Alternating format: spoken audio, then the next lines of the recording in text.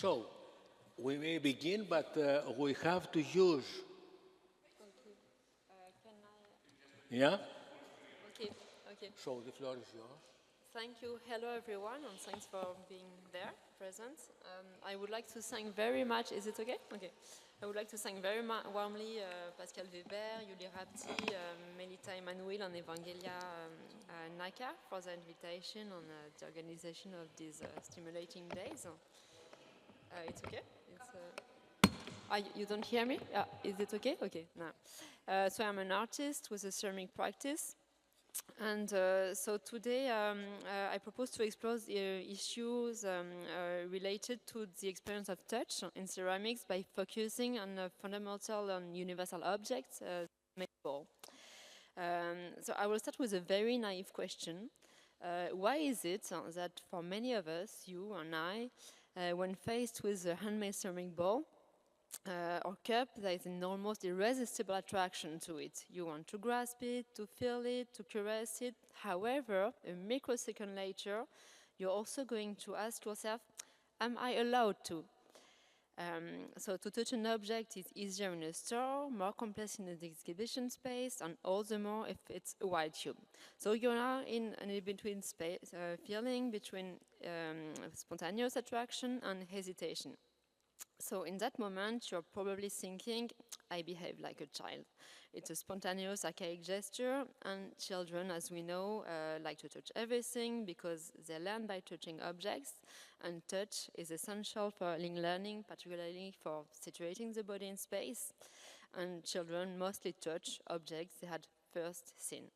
So there's a haptic dimension through the sense of seeing. You get an idea of the object's weight, density, grain, finesse, or thickness. It's many information. However, to see is not enough. Touch will bring you information. Now, why you, as an adult, why were you in this in-between feeling, between spontaneous attraction and hesitation? Here's a possible explanation. In the Christian culture, there is a historical ban on touching. This ban stems from that biblical moment, the Noli Me Tangere, from Jesus to Mary Magdalene. Mary Magdalene, she weeps in front of Jesus' empty tomb. She weeps because his body is not there anymore, and she wonders what it has become. And then Jesus appears standing beside her. She wants to touch him, to take him in her arms, and perhaps to make sure he's real. But she replies, no, don't touch me. Noli me tangere. So what this scene symbolizes is that the bond of attachment, of love, must be interior, spiritual, and no longer physical. Noli me tangere is the title of many historical paintings. In all these paintings, you see the fact that someone is forbidden to touch someone else. You see the ban on touching. So these paintings, they assert a preponderance of the visual over the tactile. Now back in front of a bowl, why were you refrained from grasping it? Was it due to an inheritance from the Noli me tangere? Maybe. However, I actually rather think that it is because the bowl has a sense of itself, of its own. The attraction and the hesitation has to do with the material and with also the intensity the ceramist has put into it. So what do you touch when you touch a ceramic bowl? What is it that you touch and what does it mean? French psychoanalyst Didier Anzieux, he has noted that the article touch is the longest in the Oxford English Dictionary. And in the French dictionary Robert, the articles peau, main, toucher, prendre are among the most furnished ones. So I propose now to analyze several dimensions of what constitutes a ceramic bowl and to try to characterize what is at stake in the ceramic touch. So we will focus on the issue of the geology of the bowl, the material. The bowl as the encounter of the memory of an encounter with issues of imprint, image, skin, the bowl as primary sculpture, and as conclusion, the bowl as miniature planet. So, what is clay? When you look in the Oxford English Dictionary, it will tell it's a type of heavy, sticky earth that becomes hard when it is baked and is used to make things such as pots and rings. And when you take a handful of clay in your hands, you are holding a material that has taken millions of years to transform, over 200 millions of years. It's derived from the sedimentation of granite. Granite is composed of 3 elements, mica, silica, and feldspar, and clay comes from the decomposed feldspar, leaving only silica and alumina. This is what is called kaolin. This material is the basis of all clay. So to understand the material you hold in your hands, you need to understand that this material is part of the rock cycle, which takes place over several million years. Clay is a stage in the slow, continuous transformation of terrestrial matter. Rock move of about 1 centimeter a year. And what about the human life in this immeasurable time? French ceramist had this expression. He says that he wrote that it's the shadow of a second of the rock's existence, l'ombre d'une seconde de l'existence de la roche. So during our short lives, we perceive little change, but if we had a film that could show on a fast motion mode what happens over a few million years, we would see that no rock has a definitive state. All are in constant transformation. Nothing is lost, nothing is created, everything is transformed. This is what said Antoine Lavoisier, the founder of modern chemistry in the 18th century. So this is the transformation process of natural rocks. And ceramic firing, it will replicate the rock forming process, but at accelerated speed. And in just a few hours, it achieves what millions of years of movement. So the ceramic firing replicates the rock forming process, but at accelerated speed. So in just a few hours, it will achieve what millions of years of movement require under the natural conditions of clay evolution. So it creates artificial rocks. And these rocks, they look like they resemble natural rocks in their structure and appearance. For example, turquoise enamel can be obtained from a mixture containing copper carbonate, and it's the same copper that is found in the turquoise stones that have developed over millions of years of transformation and sedimentation. So one way to look at this is to say that ceramics is an accelerated geology. This is how I view it, and the ceramic kiln is a real time machine. However, ceramic firing also goes beyond the imitation of natural rocks, so to speak, when it interrupts the transformation cycle of these rocks, which means when we pass the so-called quartz points at precisely 573 degrees Celsius. So we observe what is called a quartz inversion. It's a transformation of the silica present in the clay. The matter crystallizes, it transforms irreversibly, and so this is called vitrification. So we get a new rock, a man-made artificial rock. So this makes actually the ceramist be an inventor of stone. It's an expression by Daniel de Montmolin, who is a well-known ceramist in France, and I will actually often refer to him. He has written extensively on ceramic processes. So clay is memory. And the fired ball you hand in your hand is an artificial rock that's the result of someone's encounter with the sediments of time that are natural rock. And ceramist Jean Girel has put it with these words. He says, millions of years to form clay, 1 minute of throwing on the wheel, 1 day of firing, 50 years of use, a few centuries in a museum, 10,000 shards. Clay comes from the earth, spends the time of a flash of lightning in the hands of man, returns to the earth, keeping a trace of the man who shaped it.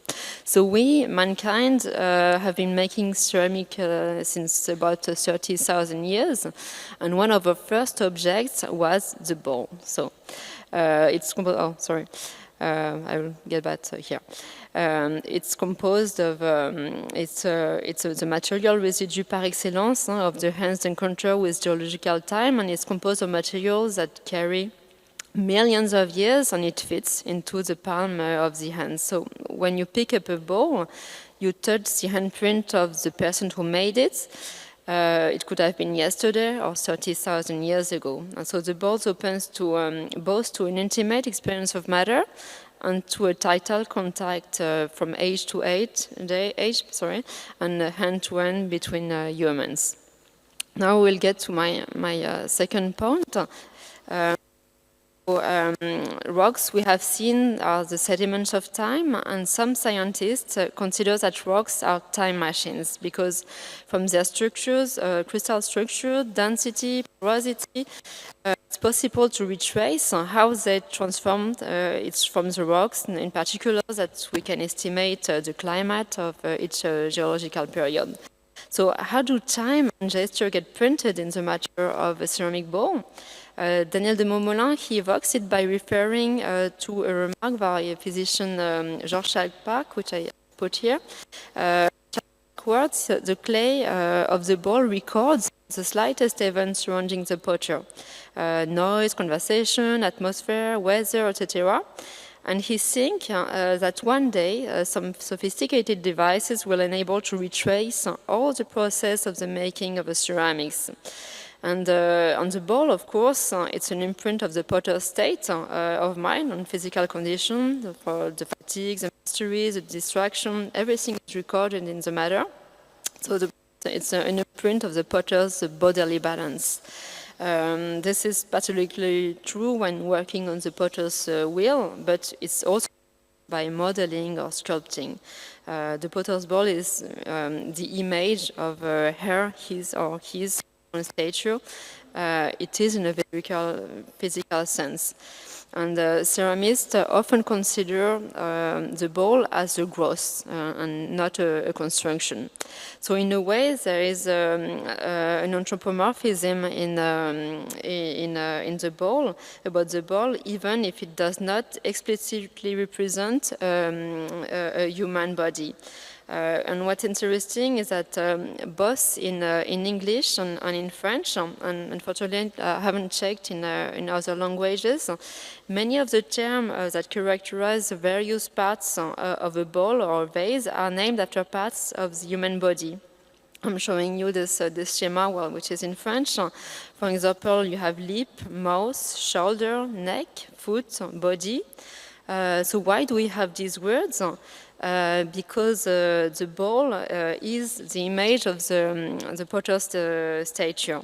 And sometimes the bowl will be literally anthropomorphic. I have selected a few pictures here, and represents elements of a body. And anthropomorphic vases abound in all cultures and civilization. Today, you will see, I'm sure, yes, I want you to show this one. I'm showing you mostly unglazed bowls. And when the bowl is not glazed, when your hands is in direct contact with the raw clay or with the terra sigillata, it may feel like a kind of skin. A mineral skin, a rock skin, certainly not a human skin or an animal one. This skin-like sensation, it can be experienced with different types of clay and in all cultures and across ages. So why do we experience this kinship between clay and skin? We have seen that the bowl is both the ceramist's imprint and the image of his statue. But the bowl is first and foremost conceived by the caress of the ceramist's skin in direct contact with clay. And the bowl, no, I'm going a little later there. And the bowl is the creation, so the bowl is a creation of a type of skin, of a new type of contact. It's an artificial rock skin. It cannot be considered only as the imprint of the potter's skin. So psychoanalyst Didier Anzieux had an interesting remark about what skin is. He notes that the membranes surrounding organs and some sensitive tissues are deeply linked to these deeper organs and tissues.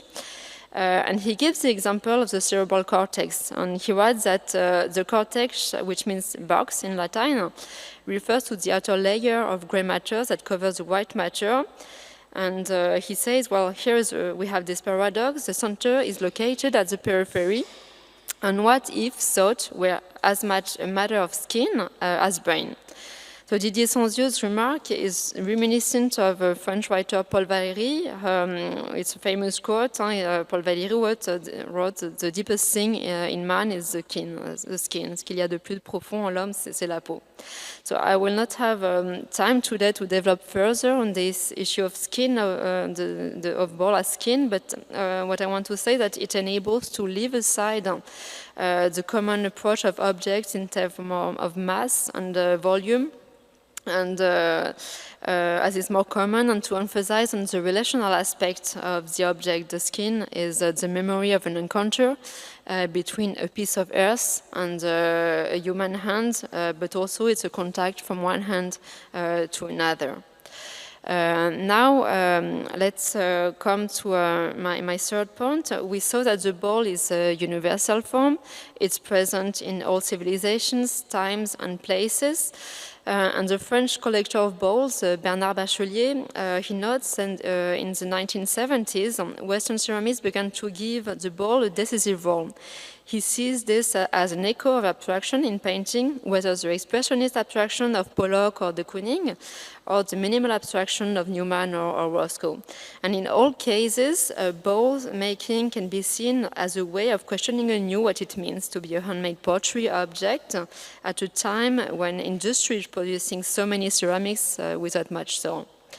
So these balls are not necessarily meant to be utilitarian, and of course has always been ornamental ceramics story, such as plates hung on walls. However, I think that we can also see in this movement a resonance with the conceptual art of the 1960s, the 70s. And so I think we can take up Lawrence Wiener's famous statement about conceptual art and adapt it to the potter's craft. Lawrence Wiener's statement that for conceptual art in the end of the 60s is an artist may construct the work may be fabricated, the work need not to be built. So in resonance, a possible statement for pottery could be an artist, a potter makes a ball, the ball may be used, the ball need not to be used. For Wiener, the work is above all potential, and language can be its only material. And here, the statement for pottery may look less radical, but it's a significant gesture actually for a potter who is usually a very concrete person, and it brings out the ball as presence. And unlike the conceptual work, the ball's presence must be palpable. It cannot only keep as speculation and imagination.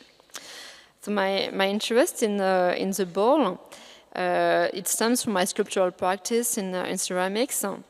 When I was a student, I began to explore the question of touch through ceramic sculpture to be grasped and hold sculptures for hands.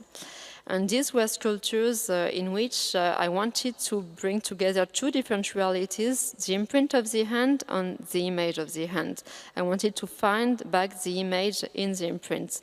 I took a break from ceramics for about 10 years to work in other media and to do a PhD in art history. And when I came back to it, I took up again this relationship between imprint and image, and hollowing out my sculptures and the ideas behind them, I arrived at the ball. And I realized that the ball is actually the first sculpture. So some of my balls today, they bear the imprint of the hand. You can also still imagine the hand, the image of the hand. So some of them are called recueils, like this one, recueil océan. Recueil, well, in English it would be a collection, but it's not completely translatable. Recueil because they collect and contract within them several materials, but also because they can gather in them other materials as well as welcome the thoughts you project into them. Recueil also, it brings to mind collection of text, which evokes a contraction in a different way than fired clay itself, and text like memory, like earth, sorry, is memory. So alongside, I will arrive now to my conclusion on the last point. Alongside this analogy of ceramic material to skin, there's another that's often seen in writings about ceramics, whether by writers, ceramists, or amateurs. It's the analogy of ceramics to the Earth's crust on the planet. And about that, paleontologist André Leroy-Gourand, he noted that in many civilizations, ball games mark the new year. There's the analogy of the ball to the planet or the sun. It's an archaic analogy, and it's present also with the ball due to its form, but also to its matter. About that, again, writer Paul Valéry compared the stoneware pottery to a cold planet. And this sidereal play on scale also finds an echo in a remark by ceramist, connoisseur and collector Bernard Bachelier, who wrote that the ball is a globe, a planet, and to hold a ball is a cosmic experience. So as a conclusion, to consider a ball as both skin on Earth's crust, or let's say just planet crust, could be a way to take care of ourselves, others, our planet, and other planets. This is still another type of issue that I try to develop with some works, bowls and cups, that I call speculative geologies, or miniature planets, of which I'm showing a few pictures here. Now I would like to thank you very much for your attention. We have to thank you. In 20 minutes, you have completely changed our Cartesian genealogy, having to do with the importance of vision. You said that the first perceptual approach has to do with the possibility to touch an object. And probably the conventional sculpture has to do with vision, with centrality of vision. And now we must go back, and touch the objects. Thank you so much. And you, Mr. Giannoutsos, that means that you have to insist on the model making in your architectural lessons, on the model making. Hopefully. So, Take this. Thank you so much. Okay. No more abstraction and schematization, touchable objects. Well, now we have to go on with Mr. Ioannis Giannoutsos, probably. Ioannis Giannoutsos. Ioannis Giannoutsos is an architect. He's working as an assistant professor in the School of Architecture of Athens. And, he is not just an architect, he has also a very deep theoretical interest. And now he will present his lecture on the concept of synthesis, a notion of synthesis in architecture and visual arts having to do with grafting. Le concept de la greffe, n'est-ce pas? Merci.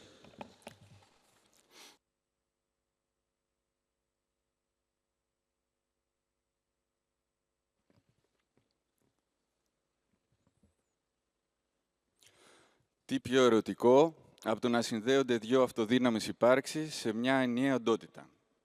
Να κρατάνε το χαρακτήρα τους για να μην υποδηλώνει μία την άλλη, να απαρνιόνται τον εαυτό τους για να συλλειτουργούν, να γίνονται συμβατές για να συντονίζονται.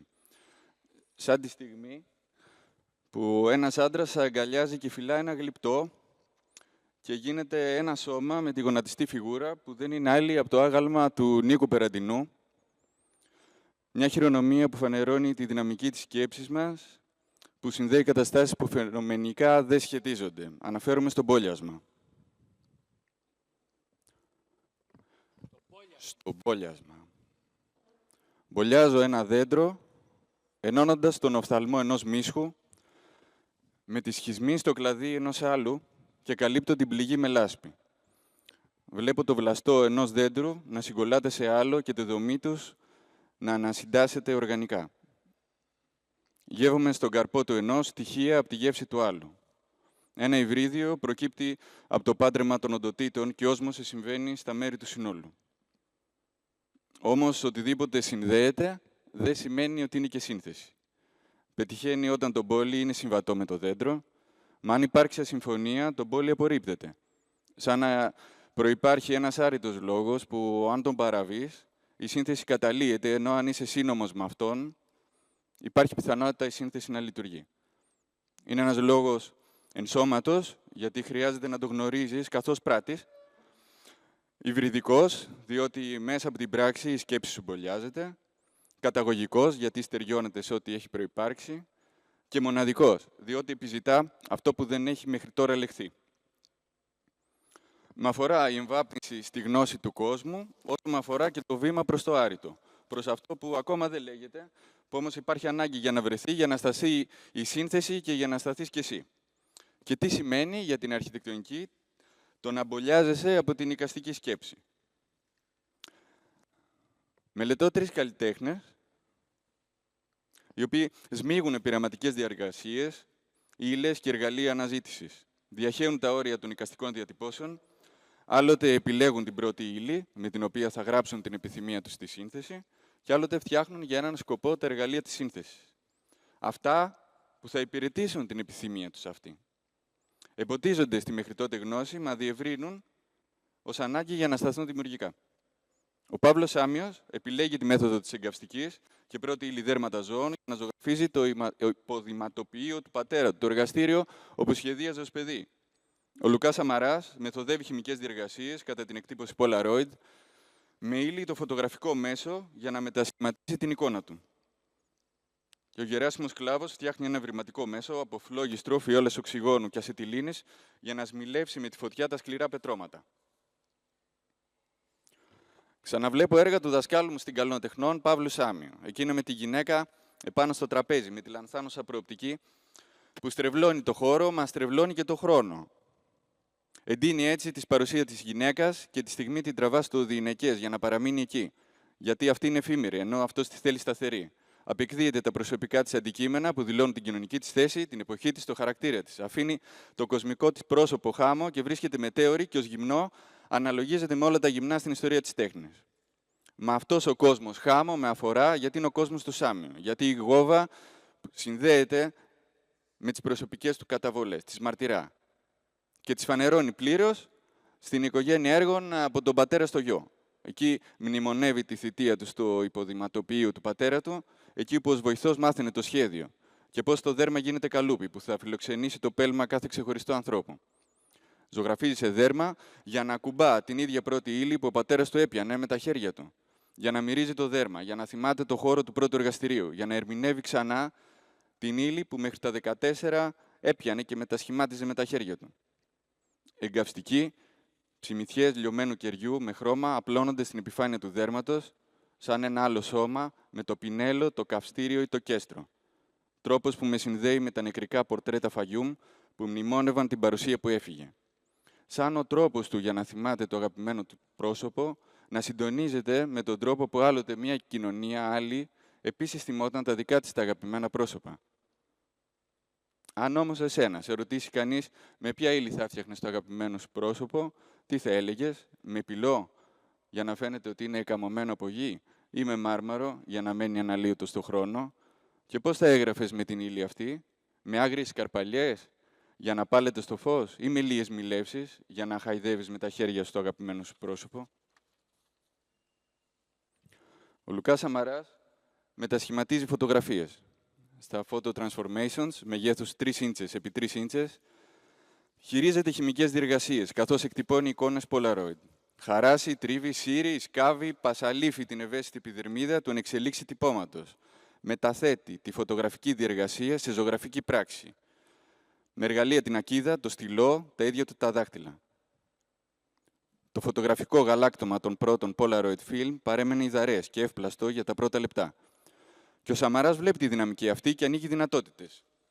Συνεργεί με το μηχανικό μέσο και το ανακοινεί από το σκοπό για τον οποίο φτιάχνεται, δηλαδή να αναπαριστά το πραγματικό. Διαπιστώνει τη ρογμή σε μια τυποποιημένη μέθοδο και τρυπώνει στη σχισμή αυτή με τον ίδιο της τον κανόνα και αποκαθιλώνει το πραγματικό. Συναντώ στην αναδρομική του έκθεση στην Εθνική Πινακοθήκη το 2005 ένα χαρτί 5 μέτρα πλάτος και 3 μέτρα ύψος. Αυτό έγραφε με κόκκινα γράμματα εγώ. Ένα σινιάλο που όριζε τον προθάλαμο της έκθεσης σαν ένα κατόφλι νοηματικό που σε καλωσόριζε στο έργο του. Η ίδια έννοια του υπάρχω που με παραπέμπει στα χνάρια των ανθρώπινων χεριών από κόκκινη όχρα στα προϊστορικά βραχογραφήματα, σαν μια άλλη ένδειξη ζωής. Το χαρτί αυτό όμως ο Σαμαράς το εμποτίζει σε νερό και έπειτα γράφει, ώστε η φόρμα της μπογιάς να διαχέεται στο διαρρές υπόστρωμα. Το περίγραμμα διαλύεται, τα όρια των γραμμάτων συχαίονται και το χρώμα εξωθείται στο να καταλάβει ολάκερη την επιφάνεια του χάρτου. Και το εγώ λανθάνει, χάνει την ακεραιότητά του και μετατοπίζεται. Είναι εγώ, αλλά και την ίδια στιγμή η λεκτική δήλωση μετατρέπεται μέσω της ζωγραφικής ενέργειας σε ένα ερώτημα.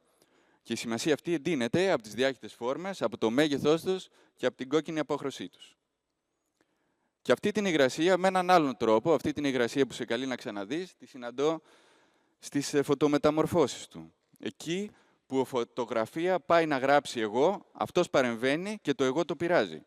Η αρχική αυστηρή γραφή αναιρείται στο περιβάλλον μιας υγρασίας, η οποία παραμορφώνει, η οποία θολώνει, η οποία αναμειγνύει. Είναι η συνθετική ενέργεια που δηλώνει. Είναι η υγρασία που γράφει. Ως φαινόμενο και ως φόρμα και ως νόημα. Και η συνθετική αυτή πράξη με προκαλεί να την ερμηνεύσω. Σαν χαμελέοντας, συνθέτει κάθε φορά το περιβάλλον μέσα στο οποίο φωτογραφίζεται. Απογυμνώνεται για να σπάσει τον κοσμικό χρόνο. Παραμορφώνει, χαράσει, επικολλά, για να γίνει μέρος ενεργό της συνθετικής διεργασίας. Η ύπαρξή του παθαίνει. Γι' αυτό συσπάται το σώμα. Γι' αυτό κάνει μορφασμούς στο πρόσωπο. Ο χώρος παθαίνει.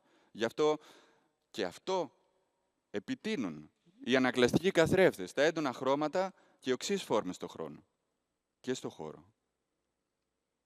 Εστιάζει εμφατικά σε σημεία του σώματος ή του προσώπου και απαλήφητα γύρω, τα απομειώνει την έντασή τους, προκειμένου να δείξει τι επηρεάζει και τι επηρεάζεται.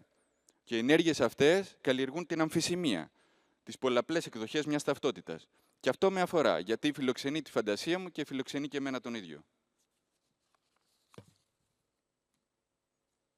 Ο Γεράσιμος Σκλάβος πασχίζει να γνωρίσει την ύλη, τη φυσιογνωμία του χαρακτήρα της και τις ιδιότητές της. Και φαίνεται αυτή του η τάση από τα πρώτα του γλυπτά, αποχιώνει στον τόπο καταγωγής του, έργα που φτιάχνει πριν ακόμα σπουδάσει στην καλών τεχνών. Θέλει να δει τι σημαίνει να δουλεύεις από το χιόνιο στην πέτρα και μεθοδεύει την εργασία του αναλόγως. Δηλώνει από τα σπαράγματα των ενεργειών του αυτή του τη διάθεση να αναζητά. Μια άκρατη έρευνα όμως για τα όρια της σύνθεσης. Γνωρίζω το δελφικό φως, καμωμένο σε πεντελικό μάρμαρο 30 τόνων στους δελφούς και διαβάζω τις προθέσεις του. Σκαλίζει με το ματρακά την πέτρα, σκάβοντας και την αναδομή, μετασχηματίζοντας το φως, σαν να έχει φτιαχτεί η δομή του γλυπτού από επιφάνειες που εξανηλώνονται όταν το φως πέσει πάνω τους. Τα περιγράμματα εξαφανίζονται, οι σκιές εκμηδενίζονται και η έντασή του αντισταθμίζει το βάρος των 30 τόνων. Το κατάλευκο μάρμαρο συλλειτουργεί με το φως του ήλιου και πολλαπλασιάζει τη φωτεινότητά του στο δελφικό τόπο, λειτουργώντας ως κατάφωτο παλόμενο σινιάλο. Τίνει προς το φως, γιατί το έχει ανάγκη για να ενεργοποιηθεί αντιληπτικά. Σαν τα κυκλαδικά ειδόλια, το κεφάλι των οποίων αποσχίζεται του κατακόρυφου άξονα και του σώματος που απευθύνεται στη γη και πλαγιάζει, κλείνει προς το φως του ήλιου, γιατί προς τα εκεί απευθύνεται πρωτογενώς. Γι' αυτό γίνεται και πεπλατισμένο, για να πολλαπλασιάσει την επιφάνεια που δέχεται φως και τα χαρακτηριστικά του προσώπου αδυνατίζουν μορφικά, γίνονται εγχάρακτα, για να διατηρήσουν στη συλλογική μας μνήμη το μήνυμά τους. Γι' αυτό δεν χάνονται, για να τονίσουν και να πούν ότι είναι επιθυμία του ανθρώπου να κοιτά προς τα πάνω. Ο σκλάβος εμποτίζεται από τον τρόπο δουλειάς του μέχρι τότε, με το καλέμι και το ματρακά, μα δεν σταματά εκεί. Έχει ανάγκη να δουλεύει πιο γρήγορα, πιο εμφατικά, πιο πυκνά και γι' αυτό κατασκευάζει μια συσκευή με φιάλες οξυγόνου και ασετιλίνης, για να γράφει με φωτιά επάνω στο σκληρό υλικό.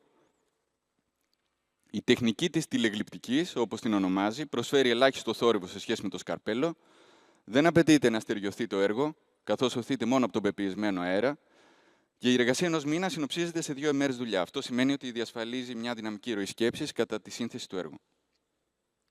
Με φωτιά οξυγόνου ακολουθεί τη φύση του υλικού, δίχως να το παραβιάζει, αλλά συνεργάζεται μαζί του. Γιατί γίνονται διαδοχικές εισπάσεις ατόμων και μορίων εξαιτίας της υπερβολικής φλόγας. Και το τμήμα της ύλης που θέλει να φύγει, φεύγει σε σκόνη ή σε κομμάτια, ενώ εκείνο που θέλει να διατηρηθεί μένει ανέπαφο. Και αυτή την κατασκευή τη φτιάχνει με αφορμή μια αντιστοιχία που διαπιστώνει ο ίδιος στη δουλειά του, στην ύλη, όταν το 1960 προσπαθεί να δουλέψει μια πέτρα, γρανιτοειδή, σκληρή, και εγκαταλείπει τη δουλειά, γιατί καταστρέφει όλα τα μέχρι τότε γνωστά εργαλεία χωρίς αποτέλεσμα. Σαν να μεταγράφει τη μηχανική δομή, με αυτό το έβριμα, ό,τι συνηθιζόταν δηλαδή μέχρι τότε, με έναν άλλον τρόπο. Την ένταση των παραδοσιακών εργαλείων την κανονίζει στην ένταση των στομίων. Των μπεκ που ρυθμίζουν τη φλόγα. Και κάθε στόμιο οθεί διαφορετική πίεση, φορά, δύναμη και εύρος, και κάνει μια κωδικοποίηση και έχει τις ρίζες της στη δύναμη και στην κατεύθυνση των χτυπημάτων των παραδοσιακών μέχρι τότε εργαλείων γλυπτικής, τα οποία και χρησιμοποιούσε. Οι τρεις καλλιτέχνες δεν είναι οι μοναδικοί, αλλά προσπαθούν να αναγράψουν μια ιδέα και να βρουν έναν κατάλληλο κώδικα και να μυθοδεύσουν το ανάλογο λεξιλόγιο, να δημιουργήσουν την αρμόζουσα γλώσσα, τη συμβατή όμως με μια επιθυμία. Σε ένα ανάλογο πνεύμα το οποίο διατρέχει τη σύγχρονη τέχνη, που νοιάζεται για τη διαδικασία, για τη δομή, για την ύλη, το χώρο, το σώμα και τον αντίκτυπό του στην ανθρώπινη εμπειρία. Ανατρέχω στην τέχνη για να δω πώς οι καλλιτέχνες μπολιάζονται από το πολιτισμικό τους περιβάλλον και με νοιάζει να καταλάβω τη γενεολογία της σκέψης τους και παρατηρώ στη δουλειά τους το όριο θράψης, τη στιγμή που η ανάγκη τους να φτιάξουν τους σωθεί σε ένα νέο τύπο έκφρασης. Στην τέχνη, γιατί με αφορμή την εικαστική σκέψη και πράξη θέλω να αμφιβάλλω ή να ενισχύσω τη σκέψη και στην πράξη στην αρχιτεκτονική. Με πίστη στη διασταύρωση διακριτών ή συγγενών σκέψεων, συμπεριφορών, πρακτικών. Και στην αρχιτεκτονική πώς αναζητώ τη συνθετική μου έκφραση, με ποια συνθετική χειρονομία θα πορευτώ και σε ποια συνθετική ύλη. Θα χαράξω, θα χυτεύσω, θα λυγίσω, θα σπάσω, θα σκάψω, θα προσθέσω, θα αναδιπλώσω.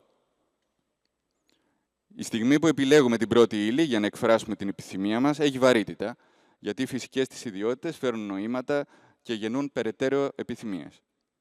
Ακόμη πιο κομβική είναι η στιγμή που δημιουργούμε για έναν σκοπό τα εργαλεία, τα κατάλληλα για τη συνομιλία με την ύλη, τα οποία οθούνται από μία ενέργεια, από μία επιθυμία. Αναζητούμε το πώς η επιθυμία, στα αρχικά στάδια της σύνθεσης, εκφράζεται διαχειρός. Το πώς ερμηνεύουμε και κατανοούμε τις αρχές που προκύπτουν και προσδίδουμε νόημα στην πρωτογενή αυτή έκφραση, νόημα χωρικό, δομικό, λειτουργικό και κοινωνικό. Το ίδιο το θέμα, ο τόπος και ο άνθρωπος φέρνουν νοήματα τα οποία μας οθούν στην κατάλληλη μέθοδο. Θα ρίξουμε κερί για να κυλήσει στη μακέτα όπως το νερό ρέει στον τόπο και πάνω σε αυτό το χνάρι θα συνθέσω και θα περπατήσω για να κινούμε σαν το νερό. Θα φτιάξουμε τον τόπο με γύψο και θα το ρίξω να σπάσει, όπου η δομή του πάσχει. Και πάνω στη ρογμή αυτή θα πλωθεί ο χώρος κατοίκησης. Θα φυσήξουμε στο πρόπλασμα την άμμο, όπως δείχνουν οι δυνάμεις της πόλης, για να δω τη δυναμική τους. Διερευνώ το τι και το πώς και δίνω νόημα στο χώρο. Και μπολιάζομαι από τη λαλιά της ύλης, από ό,τι η φωνή της μου δείχνει. Αφενός, στην αρχιτεκτονική σύνθεση, το θέμα αυτό καθ' αυτό ζητά τον κατάλληλο τρόπο δουλειάς, την ύλη, το εργαλείο, τη διάδραση, που να είναι σύνομα με αυτό. Αφετέρου όμως, εσύ ως υποκείμενο, πώς επενεργείς, γιατί δεν έχουμε όλη την ίδια διάθεση, καθώς έχουμε άλλες καταβολές και αλλιώτικες ανάγκες που επιφορτίζουν τη σκέψη.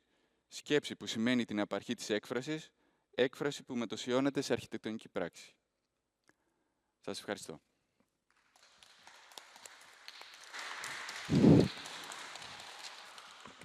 Well, Mr. Yannouchos, when previously I referred to you and to the need of model making in architecture, I didn't know your presentation.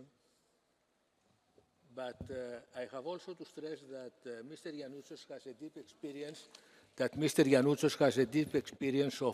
Of agricultural practices, and well, he has used this term of grafting as a general metaphor for composition, for synthesis in general. And well, in a certain way, we came back to Mrs. Maffei and to the need of touch in composition. So thank you so much.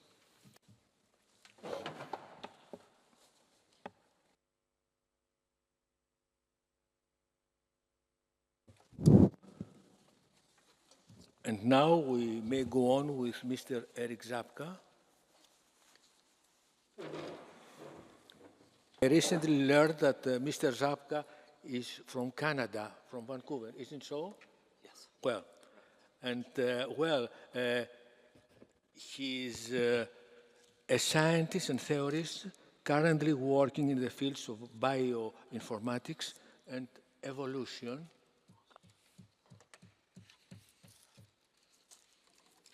Well, we may wait for a minute. Correct.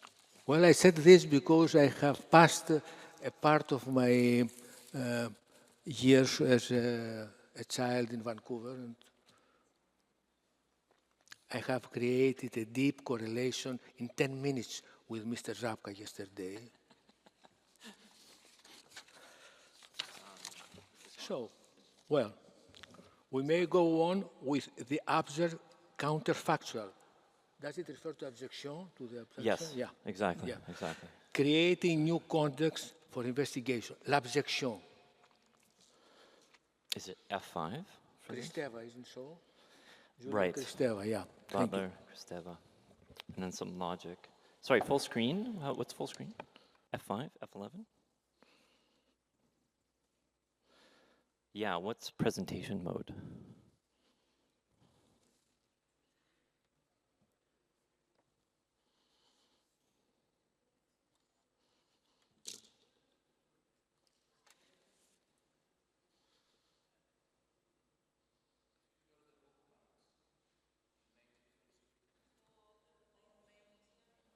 Oh. Thank you. Okay, these are my erotic sunglasses, so.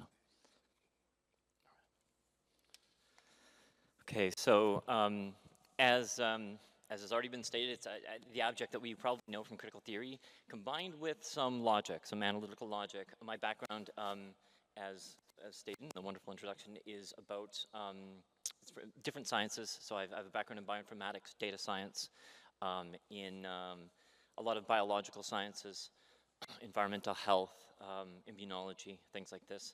Very interested in open science and in that sort of art-science combination where we are, thank you very much, we are bringing together some of the, we're opening up some of the tools of science, we're democratizing some of the tools of science, and we're thinking about how these intersections can happen, how we can build bridges between these areas. So one part of this will have that sort of analytic, structural, mathematical, formal kind of tendency, and the other will be, I think, a tendency that is more, maybe a little more familiar. And what really my work is all about is trying to find those intersections or try to probe around and guess and fumble and see where we can, you know, have sort of combinations of these different types of ideas. So the basic premise here is one that I keep returning to, and it is this combination of abjection, or what is, you know, what is expelled or unacceptable or taboo, or otherwise somehow in a phenomenological sense, in the sense how we experience it. So somehow, you know, it could be sex, it could be violence or shit, or, you know, any of these things that are sort of things that we can't really contain, we don't really want to talk about. Moral systems and legal systems tend to try and exclude them in some way. And this combined with a kind of logical parallel, yeah? So the counterfactuals, you have a fact and you have a counterfactual, which is sort of like what isn't a fact but what could be, a possible world, something that you're counterposing to that sort of received idea. So in logic, in modal logic, in different forms of logic, you have this idea of sort of imagining a scenario, right? Proposing a possible world. Maybe you can't solve a given problem, but you can imagine one that's maybe simpler, maybe more connected to something that you're interested in, and then from there you can imagine that and then use that. The thought experiment is a great example of this, something that Einstein would do a lot and sort of use that as a generative space. It's maybe not exactly what's going on in the world, but it's something that you can propose, it's something tangible, it's something that you can work with, and then when you've gone deeper in that, you can sort of go back to that world. So we've got sort of two things that are talking a little bit about a sort of art science version of what is outside of a given system, yeah? And how we can use that as a concept to create new contexts, of asking questions. Create these contexts, look at what is sort of left out, and be able to ask new questions, inquire in different ways. Very good. So eroticism as a concept, as far as I can tell, across the literature, it tends to have two different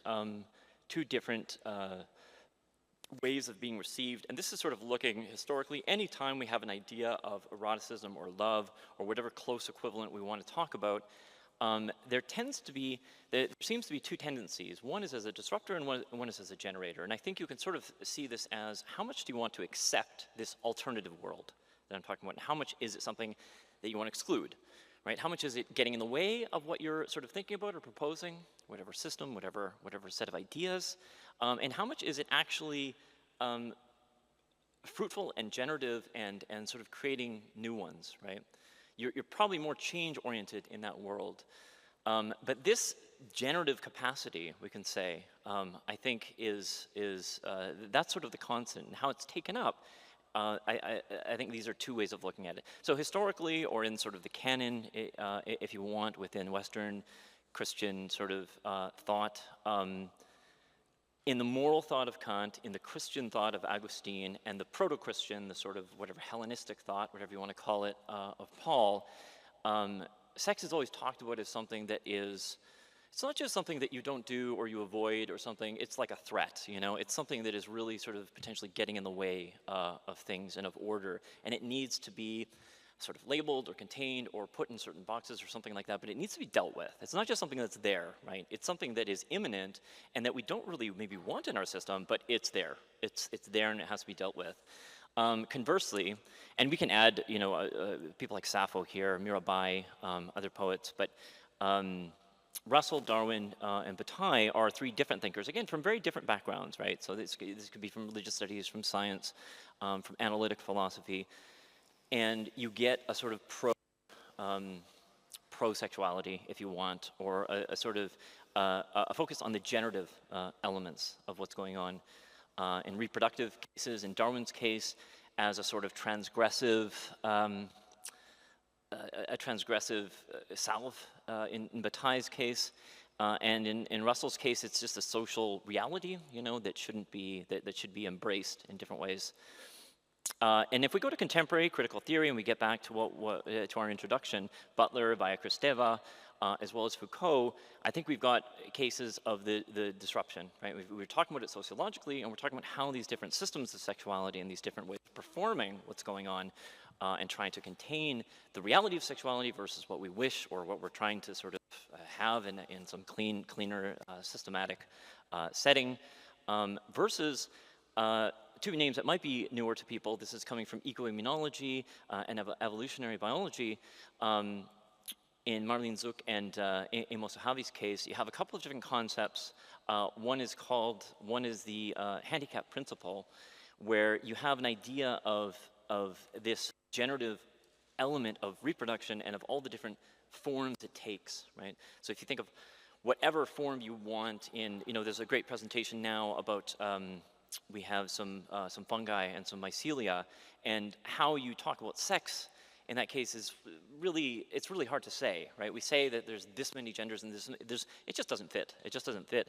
And you can think about all the different, you know, we can talk about cultures in some sort of a sense in that, how does it manifest, right? So you've got some sort of a body that's in the world, and you've got all these manifestations, and all these, whether you're a bird or you're an insect or any sort of an organism, how does it manifest?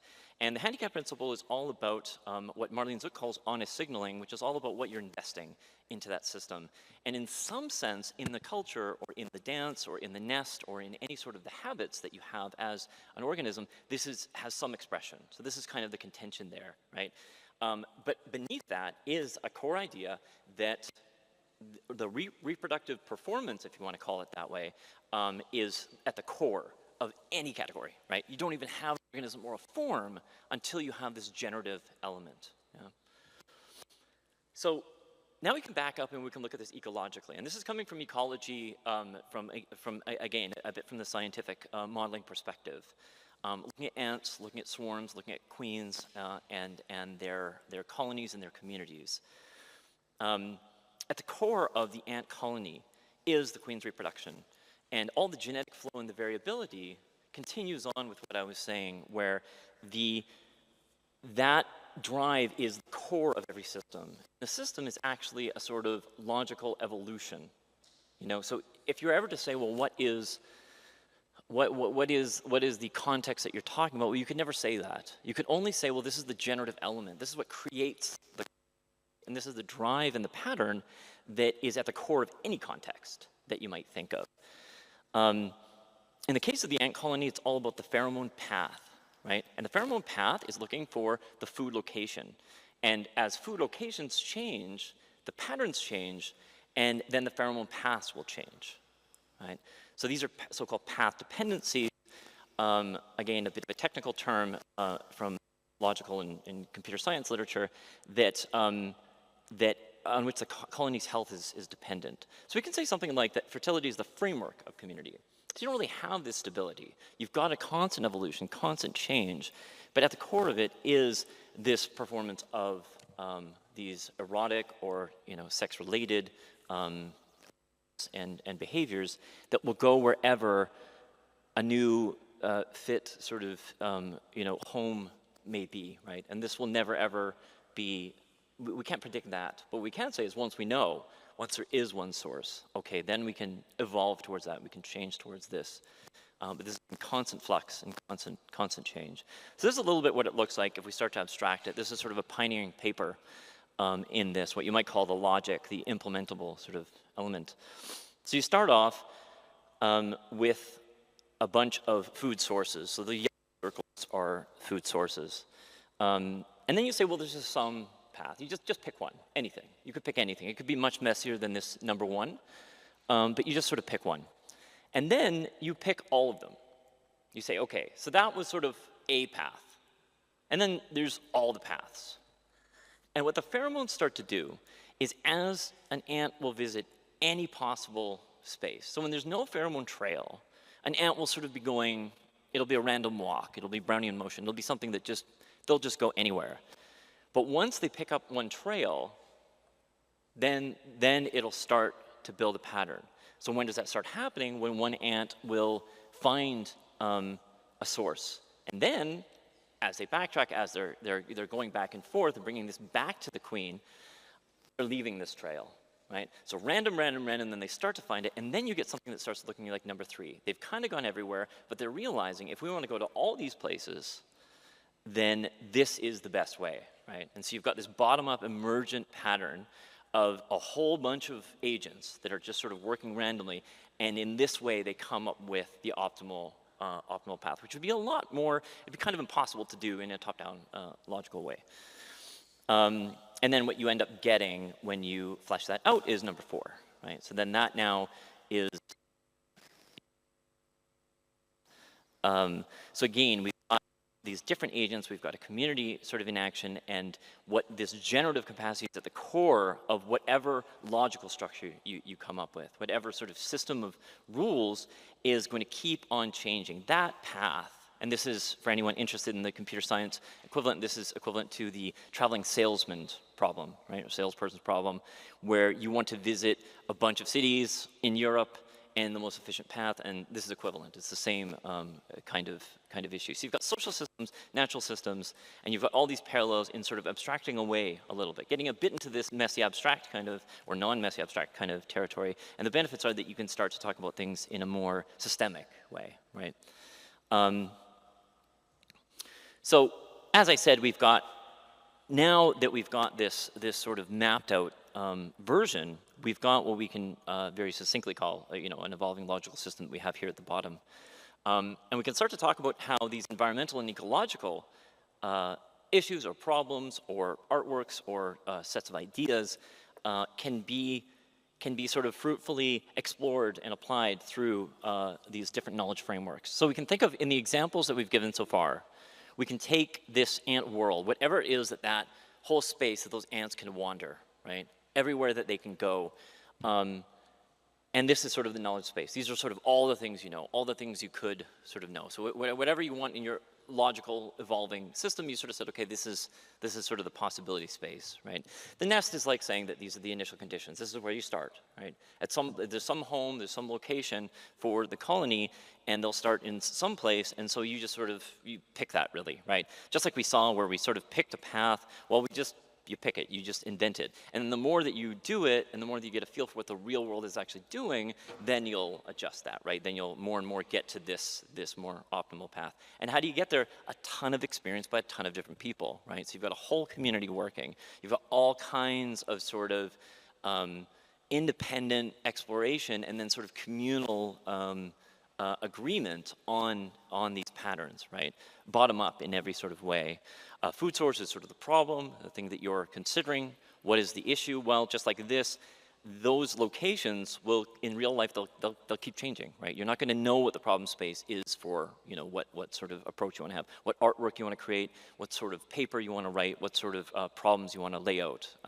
So if we think of ecological problems, I think this is maybe a good framework for thinking about how it's not so much that we have certain problems we want to deal with, but we have a certain knowledge framework that we're trying to expand as best we can.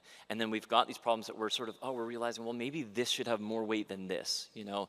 Maybe we should be looking more in the oceans and less in the forests, or maybe we should be looking more at, you know, the carbon footprint framework or, you know, other frameworks. Anything like this is sort of, as our knowledge evolves, then those problems will sort of evolve.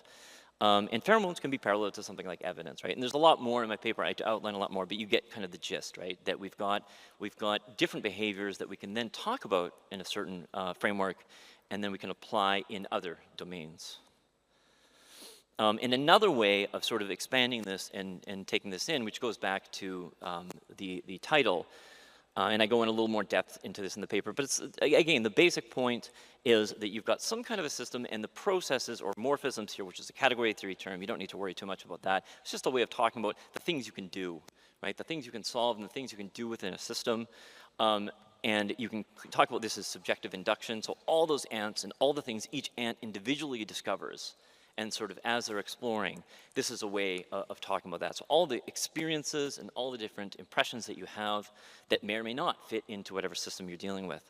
And then you have the objective deduction, or the structure, the objects, all the things in the environment, how big is the environment itself, where are the food sources, all of the different things in the world. And then we get back to the objective, which logical terms you can talk about as abduction. You sort of encompass a category or whatever system it has, and then you sort of go beyond that, right? So this is it's guessing, really, right? And in the case of Charles Sanders Peirce, what he talks about is not so much, we're not taking these tenets we know, or like we sort of don't know anything. We have this whole system, and then we say, well, now let's take a leap. Let's get to that counterfactual in the way that we're talking about, or that abject territory, or in this case, abductively, you know, reason about it. So you just take the whole system, and you kind of intuitively say, I think, you know, this is going to be the case. I think that this is a possibility. So again, you're within whatever system. The way to get to that evolving generative space, I argue, is through this abductive element, or looking into the abject, looking into the counterfactual. And of course, relevant here, enough logic. I give a couple of, maybe a little boring. I could talk a bit about my art, which is dealing with glitch art and a lot of bio art and different things, which I think is relevant. The basic idea, I think, that I think about when I've written about this in different art contexts is, again, focusing in on how the body and the body's sort of needs and desires and drives, which may not be able to be, I don't know, documented well or contained well or talked about well, but you can never eliminate them in any sensible way, right? We can never talk about technology without a biological element in any meaningful way. They're always extensions. They're always extensions of us. And so different artists that have a way of bringing back in what you might call the trace, this biological element, I find fruitful in thinking about this. And this is Robert Morris. This is a work where essentially it was almost a bit of a playground that he set up. And of course, when you say what is the work, then you have to say not just what are the objects in the space, but something about that time these people performed this, you know. and how you archive that, and how you, there's this sort of constant flux going on, right? So there's a performance of the viewers, of the artists, doesn't really matter, it's that whatever that work was, there's a there moment, right? Where if you want to generalize what that work is, you want to call it a name and give it a date, like Robert Morris has and like galleries have, A, maybe it doesn't work, but B, if you do, you're sort of making a decision, right? And you're making a decision based on all those generative activities, right? All those different sort of choices that people made in the individual performances. And likewise, Mendieta, I think much more clear and elegant example of this sort of work, where all throughout her work, and this is maybe one of the few that doesn't have this very, very impactful kind of embodied presence, but still there's a constant reminder of you know, the silhouette in this case of the body's presence and of any sort of a formation that you've always got this sort of transgressive or interruptive kind of element or generative element, right, at play. Yeah, that's it. Thank you.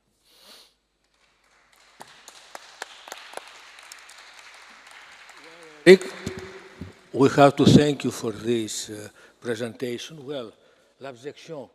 Well, what is out of the expressive system? This is l'abjection. Well, you have mentioned sex, not normal sex, abnormal, let's say, sex. Non-Christian sex. Yeah, exactly. Violence. Sit, also. It's correlated, this term, with Julia Kristeva, a psychoanalyst of Lacanian origin, but also an author who has written Semiotique in Greek, a French book in Greek, semiotics, that is, it has to do with expressive systems. Well, and correlated also with Georges Bataille, this term. Yeah. And well, we have to ask that through the use of the term, we try to reintroduce abjected forms in our symbolic system. And in a strange or a not strange condition, this whole colloquium has to do with the abjection. That means what you called ecofeminism was an abjected condition in previous cultural formation.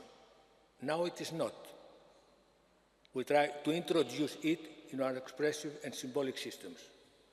And yeah, and if I can comment, I mean, in that case, I would say it was generative of ecofeminism as a movement by interrupting, you know. And well, I have a strange question. Please. If I am a normal sexist, am I now abjected? Normal, conventional, patriarchal. Yeah. Am I now abjected? And in this case, would you like to present me in your art presentations? Reintroduce me in your expressive system? Well, I mean, like my quick answer is no, and I'll explain why I think that. I think that when you're talking about, like if we said, okay, here's a possibility space of different, you know, American communities or European communities, and we can struggle with what that definition is, right? But there's going to be certain tendencies. And something like patriarchy, no matter how much you're diverging and you're working in different directions, you're going to be oscillating, right? So you're going to have certain tendencies. The ants are going to have certain tendencies to be going in certain directions. And it's not just everything's random, you know? So there's certain kind of fixed points, and there's certain places where you will tend to gravitate. And yeah, I would say that it's sort of, there's a similar argument with, okay, well, you know, if we're in now you've got like conservatives in America talking about how they're like, I don't know, you know, their alt-right Christian views are being, you know, they're objected, right? They're sort of excluded. And it's like, well, okay, but historically and in so many other contexts, if you took all of the different contexts, almost never is that the case, right? And this is a rare case now, right? Whereas the situation of women historically and, you know, in these given contexts will be much more on, you know, marginalized, generally speaking. So, I mean, maybe in some micro scenario, you could say that yes, that what you said isn't an impossible thing, you know. But in the grander scheme of things, as you look at it and you probe it, I think that, yeah, it's a bit, maybe it's sophistic or it's not quite as descriptive. Yeah. Yeah, a little bit, was right? Yeah. it's not as effectively descriptive of the larger. So, thank you so much. We may go on now with Mrs. Dalaya. Yes, Mrs. Dalaya is a lecturer in the School of Arts of the Sorbonne University, and she's now working on a project entitled Vision Kaleidoscopic, Kaleidoscopic Visions, and she will present us a lecture having to do with le cinéma ou l'expérience perceptive du vivant. Do I have to translate it? Approche écologique du cinéma et l'expérience perceptive du vivant. Ecological approach of cinema and the perspective experience of living things. So, the floor is yours. Perfect. Just have to. Perfect. So, thank you. As you can see, I add a subtitle to my communication, giving a few details on the direction I will take. It's actually, in the other sense, it's animism first and visual kinesthesia second, but it looks better that way, so put it this way. As we've seen since yesterday, erotism in philosophy often extend beyond mere sexuality to include broader realms of desire and emotional connection.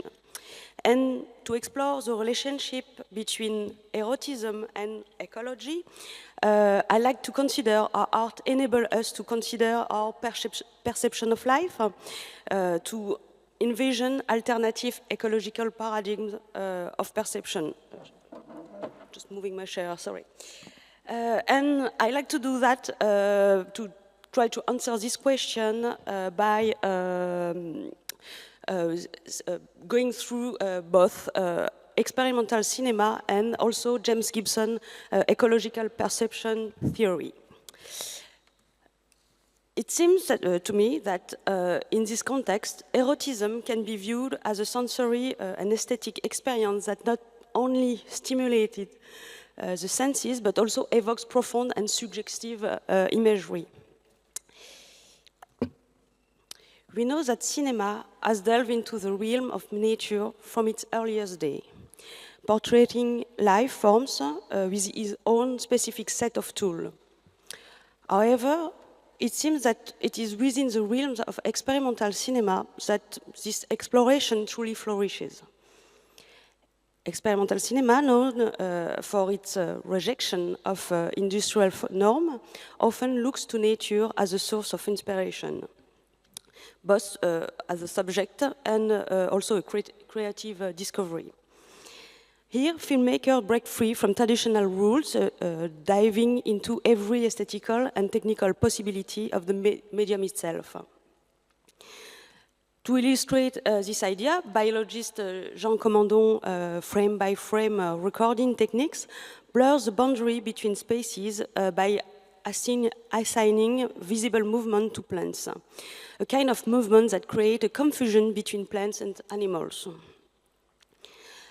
In the ensuing discussion, I want to draw attention to the way in which films, described as experimental, urge us to engage in an experience where nature is ruled by vitality. So the notion of vitality provides an initial hypothesis, the hypothesis that cinema has the capacity to reanimate nature, a capacity that can be described as animistic. It seems that this is precisely the animistic aesthetic that Commandant's images are suggesting here. Of course, the term animism was first used to describe what was considered in anthropology as the earliest form of religion. Edward Tylor used it first in 1871 in his book Primitive Culture. So animism represents a specific worldview in anthropology, rooted in modern rationalist thinking and cultural evolutionism. not easy, which is of course widely debated now. And it seems that the renewed discussion about animism shows that we need new way of thinking if you want to understand the complexity of a world facing social and environmental crises. In his films, Lothar Baumgarten aims to blend important Western ideas using visual techniques. He explores themes like nature versus culture, humans and non-humans, and civilization versus primitivism. One of his first films is called The Origin of the Night, Amazonian Cosmos, which is made using 16mm film. In this film, he analyzes a myth from the Amazonian Tupi people, as studied by anthropologist Claude Lévi-Strauss, the myth of origin of the cosmological cycle between night and day. This is why the film opens with a completely black, silent image. And then, like a prologue, the story of the Tupi myth, taken from the Lévi-Strauss text, is told in voiceover over the totally black screen.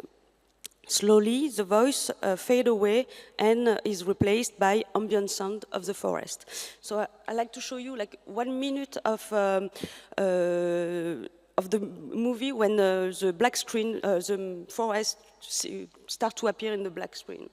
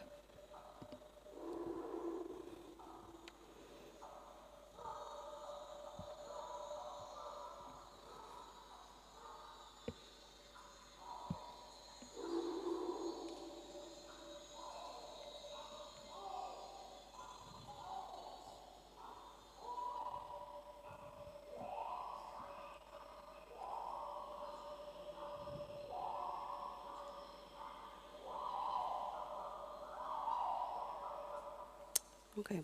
The way the forest is shown in the film varies between close-up shots and wide shots. Sometimes the image stays still, while other times it moves smoothly. The filmmaker also tries out new visual ideas, like using blurry shot or filming very close to create almost abstract image. Baumgarten used the idea of cataloging nature, but the idea coming from a naturalist point of view. So he used this idea of cataloging nature, but create a world where reality blends with dream. He does this by exploring a myth that acts as both a guide and a lens of perception. If you pay attention, you'll notice that the setting of the film doesn't look like the Amazonian forest at all. The images and sounds were actually recorded in the German Black Forest. In some frames, vestige of human civilization appears. Airplanes flying over the trees, tables and chairs in the middle of the forest, and even kitchen items hanging from the trees. This way, it challenges the boundary between nature and culture, a division inherited from Western rationalist thought, then reconciled by animist approach. The film embraces the idea of nature and culture not as opposite, but as two connected entities. And this connection is made possible by the process of perception. According to American psychologist James Gibson, perception is not simply a matter of passively receiving sensory stimuli, but rather an active and dynamic process where we are.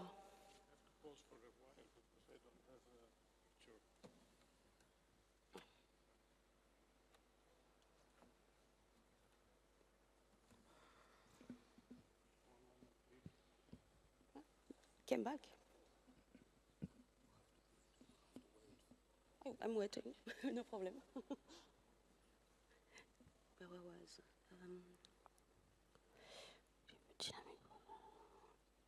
That's okay? Okay. So what was I saying?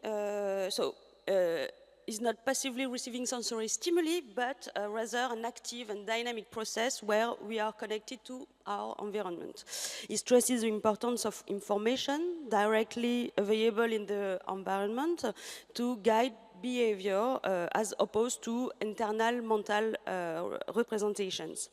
In other words, what he calls ecological perception emphasizes direct perception of the environment rather than complex cognitive processes. It's few examples of a few extracts of the same movie. As the ecofeminist philosopher Val Plumwood and more recently the French philosopher Jean-Baptiste Morisot, as they both shown, the ecological crisis is above all a crisis of inattention to life forms and ecosystems. In this sense, I would like to stress the fact that even if experimental cinema comes from the techno-scientific modernity, it yet allows us to shift the limit of attention, then to develop a new ecological sensibility. Before going further into this idea, I first briefly describe the notion of ecological perception. So, in Gibson framework, perception is not only a cognitive process, it's also about the dynamic interaction with the environment. This includes not only human perceiver, but also extend to other animals and their ecological habitat. By studying perception within the context of animal-environmental system, Gibson reveals common principles that govern how different organisms perceive and interact with their surrounding. This broader perspective challenge anthropocentric view of perception and highlights the universality of ecological principles across species. So Gibson introduces the concept of affordance, which refer to the potential opportunities for interaction that the environment provides for an organism. These affordances are directly perceivable property of the environment, as we see just before, such as grass staple objects, walkable surfaces, or food sources. They exist independently of the perceiver's subjective interpretation and are inherent to the ecological context. Yet, it is the last chapter of his book that catches my attention. In that chapter, Gibson initiates a theory of montage by investigating the concept of progressive images. Unlike traditional static images, which capture a single moment in time, moving images unfold over time, presenting a sequence of visual information. Gibson explores how the dynamic nature of film can be understood through the principle of ecological perception, underscoring the continuity of perceptual experience across successive frames. From camera movement and composition to the use of light and sound, every aspect of cinematography offers an opportunity to experience, to explore, and to feel. It seems to me that more than any other form, experimental cinema can reawaken the ecological dimension of perception. So, among all the examples that could have been mentioned here, the film of experimental filmmaker Rose Lauder seems particularly relevant since they show us landscape, but not only, also gardens, animals, and flowers in urban environments. So this is one of the reasons they enable us to focus on living creature in a new way. I just show you very few seconds of our movie just to give you a sense of what it looks like.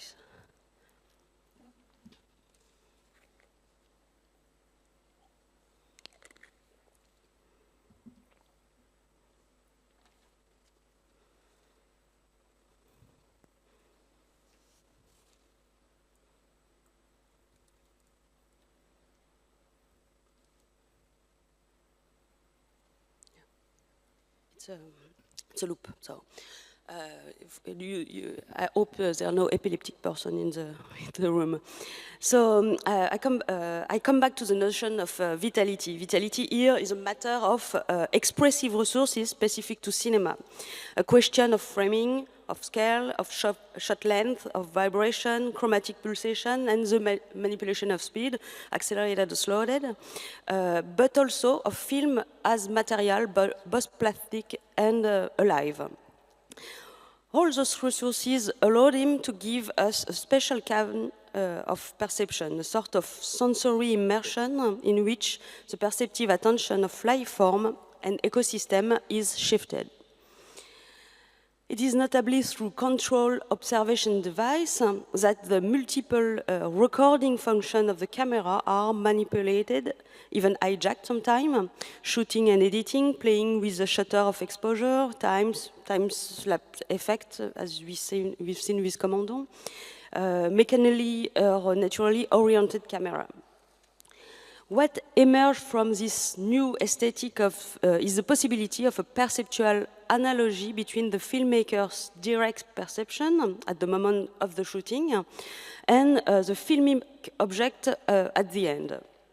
Rose Lauder's films record both the sensual materiality of the landscape and the long time cycle of life. And she does so by using the perceptual connection between the cinematic property of film and the landscape itself. The film then crafts a kind of perception similar to ecological observation, steering clear of internalization.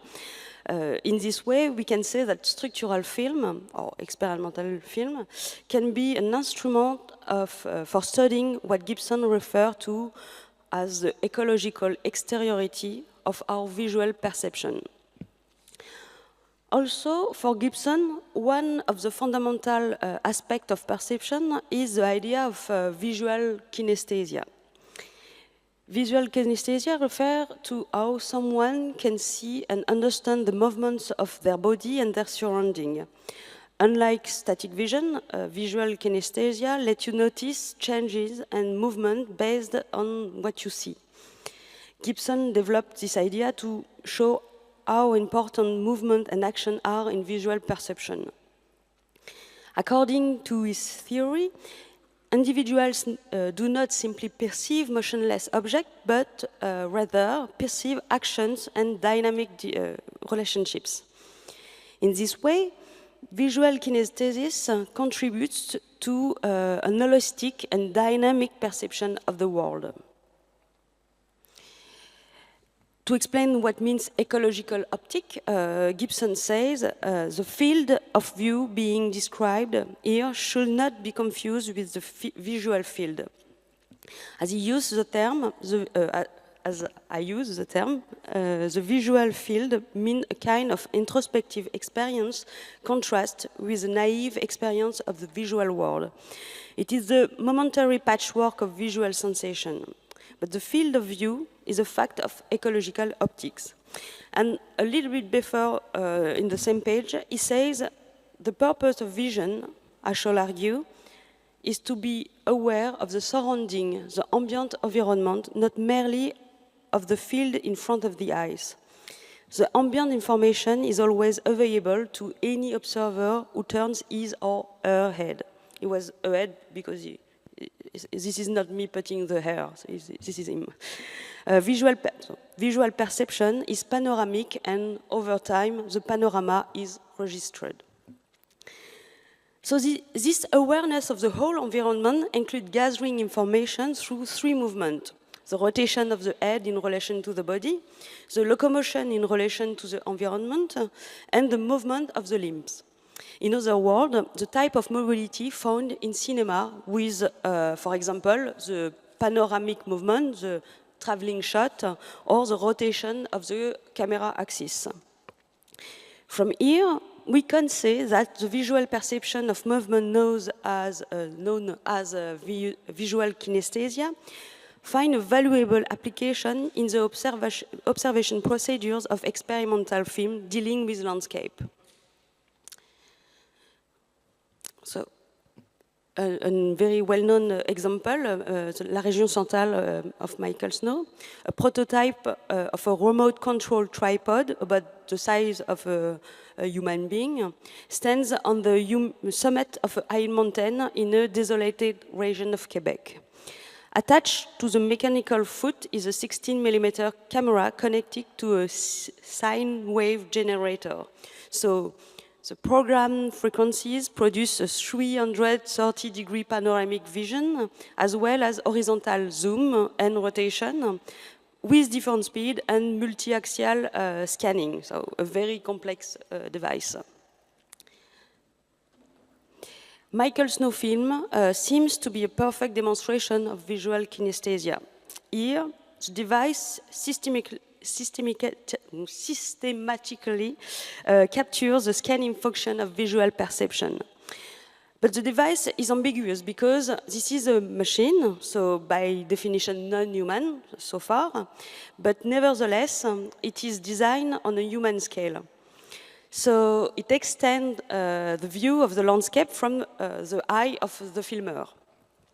Here, the act of perceiving relies on the kinesthetic ability to embrace the entire visible environment field. And this awareness of the totality of the environment in the act of direct perception, this awareness can be reactivated or embodied by cinematic device. In conclusion, we can say that because of its very nature, experimental cinema pushes the boundary of visual perception, offering unique sensory experiences. By pushing back the traditional limit of narrative and visual representation, experimental cinema confronts us with new way of perceiving and understanding the world around us. Using techniques such as editing and manipulation of light and movement, it invites us to reconsider the way we perceive the living world. However, this dialogue opened the way to a deeper exploration of the link between culture, nature, and our sensory experience. And in that sense, it anticipating a potentially rich lead into Donna Haraway's concept of nature culture in one word, a concept that challenges traditionally binary distinction between nature and culture. I've mentioned it briefly, but it's an idea that I would like to develop further, but 20 minutes is not enough. As we know, I always argue that human society and their environments are intricately linked to, in complex ways, with culture shaping nature and nature shaping culture. She explores how scientific knowledge, technology, and ideology shape our understanding of nature and inform our relationship with the natural world. So, by becoming a point of perceptive contact with the living world, experimental cinema, by being in one end the product of techno-scientific modernity, but also, as we've seen, a way to connect with ecological perception. So, because of this both sides, it allows us to rethink the artificial division between nature and culture, the world of technology, and the one of living being. Thank you. Well, we have to thank you. You know, I had a problem with the terms Gibson used. That means visual perception. Perception, for me, it refers to Cartesian approach, persevere. I would prefer the word immersion, something like this. And surely, cinematographic approach, l'image temps, mouvement, offers this kind of immersion. And what is more, what you presented as a kaleidoscopic approach is even more immersive. That means it destroys the Cartesian approach, and we constantly work on a post-Cartesian. Yeah, definitely. So, Definitely thank you so the much. Gibson. Thank you. What about AR? We have to continue with Mrs. Lazou. Well, Mrs. Lazou, Mrs. Anna Lazou, is an associate professor of anthropological philosophy at the National Kapodistrian University of Athens. And besides teaching philosophy and theater at both undergraduate and postgraduate level, she engages in theater and dance production. This is very important. So, we have to go on and speak about Eros and Orchesis. Thank you. I have it open, but I can't see it on the... It's not a dancing performance. Good afternoon. Yeah. And waiting for my PowerPoint to connect. So you could propose a dancing performance. I could. Yeah, you could bring your students here and have a Yes, I dancing could, performance. but I didn't know that I could. I hope you are not too tired, because we have attended very fascinating talks and papers, more or less on topics quite different than mine. Mine, I'm afraid, it's more traditional, more historical, traditional. I don't know. You'll see. I hope I won't get you bored with my material.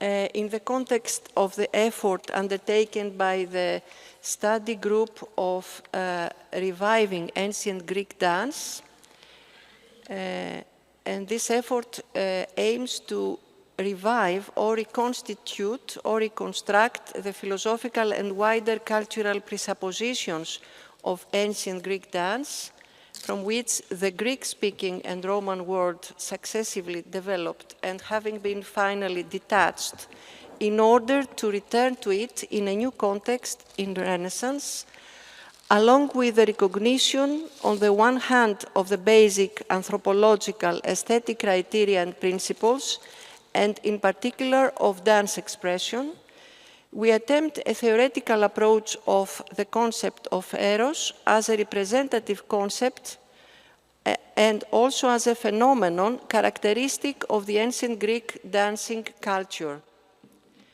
Focus on the theme Eros of Eros is due to its uniqueness, variety, and multidimensional functions in almost all aspects and expressions of the ancient Greek cultural structure, but also to its timeless dominance through its transformations in all historical periods until today. Our example, main example that we pay attention today is Sophocles' Antigone, and particularly the famous third stasimon of this drama, where we have a reference to Eros that can be compared to similar thematic choruses of Medea and Hippolytus by Euripides, and we find there a climax of gloomy and negative forces with which tragic poetry connected Eros, while the poetic images are underlined by numerous illustrations of similar issues in vases and sculpture. We run through very quickly these images that perhaps are already known to you, and you can, some of them you can find at the National Archaeological Museum, and they depict more or less, they come from the classical period, 5th century, and they depict scenes of mythological content about Eros, connected with marriage, wedding, Eros as a figure, as a winged deity, and there are objects of very beautiful red or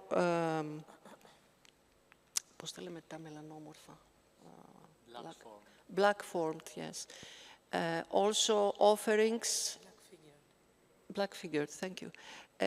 Offerings, the famous egg offerings that regularly depict also scenes from the life, the everyday life of the Athenians, and referred to Aphrodite and Eros as a winged god, and related to various scenes of life, or Danae myth of Danae, or Hellenistic period, like the well-known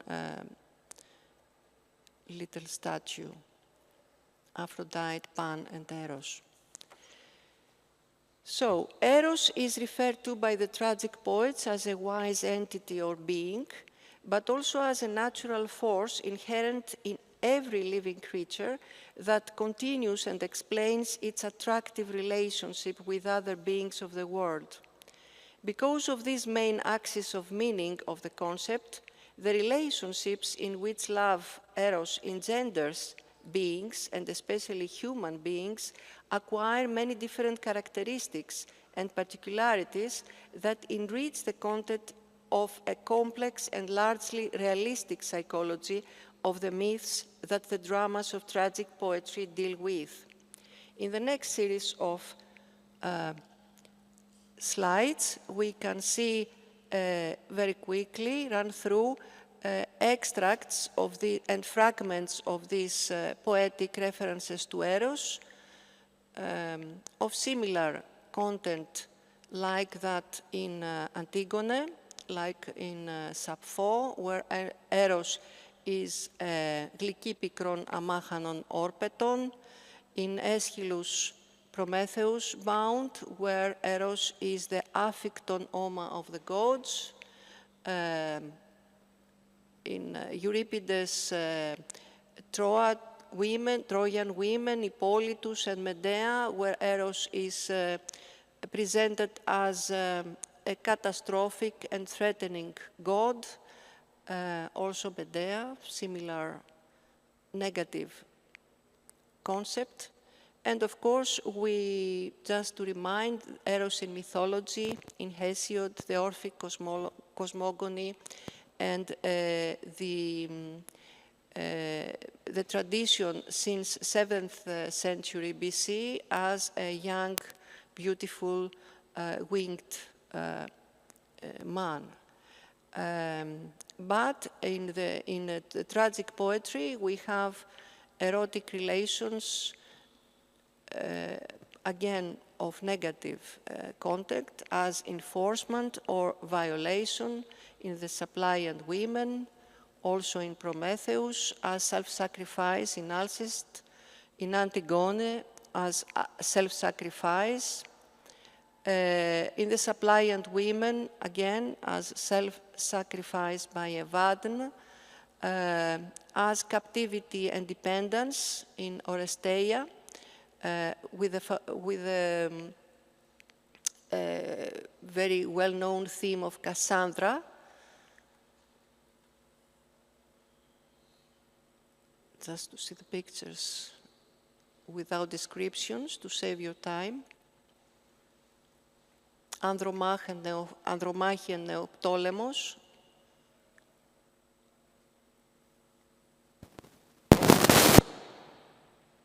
As a latent form of eroticism in Oresteia, in Hoifori, and again in Electra of Sophocles, and the Orestes of Euripides as a latent eroticism, and in Antigone as a form of agapi, love for the dead brother,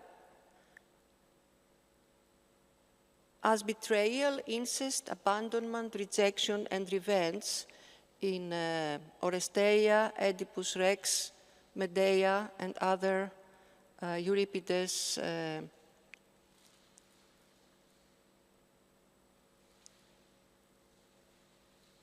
we have many depictions of murders in the name of betrayal in erotic relationship.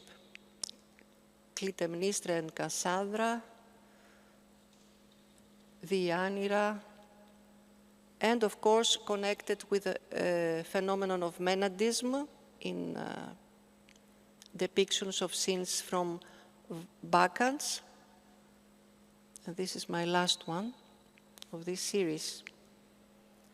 And now we move on to talk about the philosophical essence or ousia of Eros. In philosophical literature, again, Eros is identified as the power that tends to integrate and attain immortality, as a primary force capable of classifying and giving life to everything, from a far sky to a tangible land, on each level there being a different form of love. And to get to the essence of love, we must learn how to climb a ladder starting from beauty. Beauty existing in the body, souls, in actions and the laws of nature, in science and in art, and further on, we reach the beautiful as a pure idea in the abstract form of beauty, fine and flawless, but which also coincides with what is good, agathon, just, dikaion, and true in itself, alithές. Just to remind references to Eros in Symposium as Eros, a form of philosophical Eros, philosophos, in Phaedros as aristin erotikin manian, in the Erotikos of Plutarch as enthusiasmos of the soul, of psyche. But also it's interesting to studying ancient literature, all the material that we get by the study of ethics of sexuality as a central theme within the Greek thought, at least concerning the free males as a form of relationship expressing the exercise of the individual's freedom of power and as an access to truth. At this point, I mention Claude Calam, who makes a systematic inquiry into the sexuality of ancient Greeks and attempts to outline the physiognomy of the power that the Greeks deified with the name Eros. In his most recent study, The Poetics of Eros in Ancient Greece, Claude Calam offers a synthetic outlook in the investigation of sexuality using both an anthropological and a linguistic approach of Eros, revealing its functions in initiation rites and celebrations, educational practices, the Dionysian theater of tragedy and comedy, and in real and imagined spatial settings, plus the difference between men and women, love practices and rituals. But is there an ousia, a substance of Eros? Universal history is the history of a few metaphors. One of them is ousia, substance, and a term of ancient origin, now well assimilated in modern languages, transformed to the extent that one can hear of substance abuse and substance-related disorders. All these metaphors were initially neologisms, fresh, astounding ways of speaking that only with the passing of time became worn, faded, and lapsed, alienated by means of cross-linguistic mediations. This initial founding moment of a metaphor, still susceptible to the conceptualized phenomenon, is mutilated or even entirely lost in the stabilized traditional forms, distant relatives of the primordial initial meaning. On one hand, we have the tradition of trust in words, in their ability to disclose, to reveal things by naming their essence, thus co-creating it, or even establishing it from scratch, as though things were merely means for the creative power of language to come about in its glory. But all words, on the other hand, initially were metaphors, rooted in everyday experience, even the most abstract concepts, and only for the sake of abstractions did they have to lose the primordial concreteness of a metaphorical image. We also have the tradition of the Platonic criticism of writing, first developed in the Phaedrus and the Seventh Letter, emphasizing the limits of discourse, that which is beyond words, the unspoken, although not necessarily unspeakable, or the unsaid, in that which is said, to use Heidegger's phrase, pointing to the incipient, creative, poetic moment of words as metaphors. Still, there is another possibility, the one that derived from the phenomenology, understood as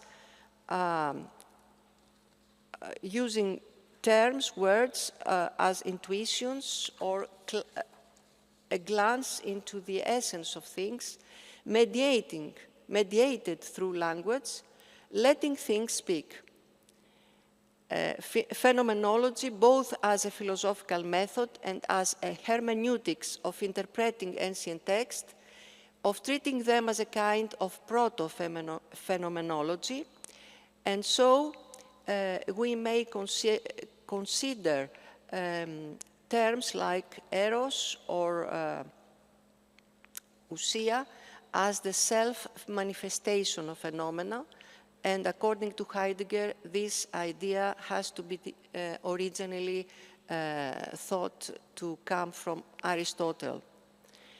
So Aristotle comes into the ground and foreground, and Aristotle, particularly Aristotle's theory of psyche, the anima, where Aristotle supports the ousia as psyche, psyche as ousia, and ousia as energia.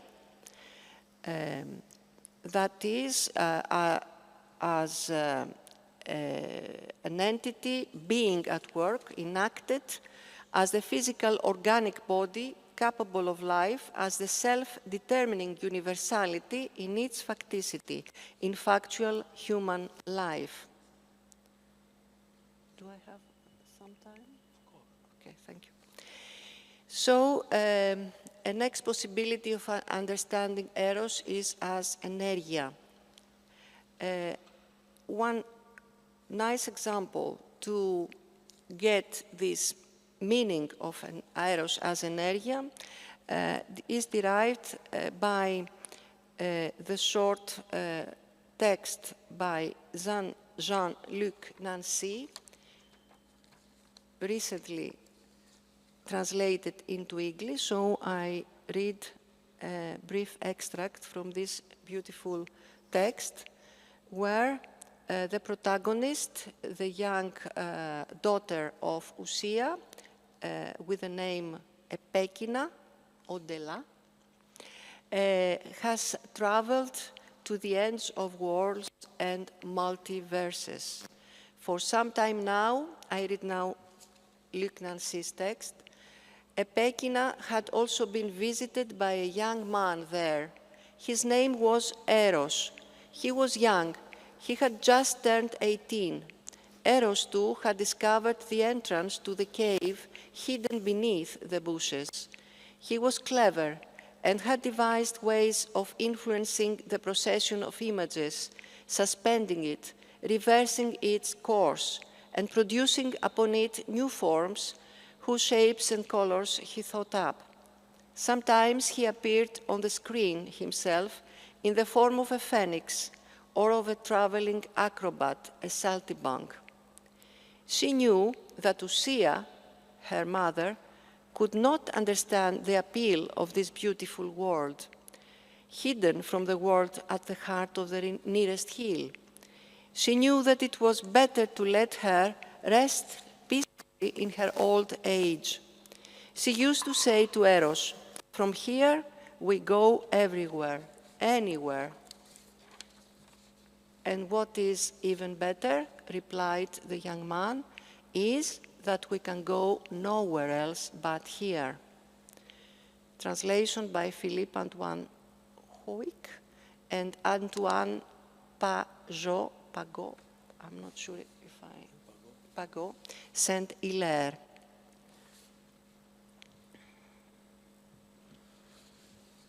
So let's go back to the third Stasimon of the third episode of Sophocles' Antigone, where Eros is described through verbs in that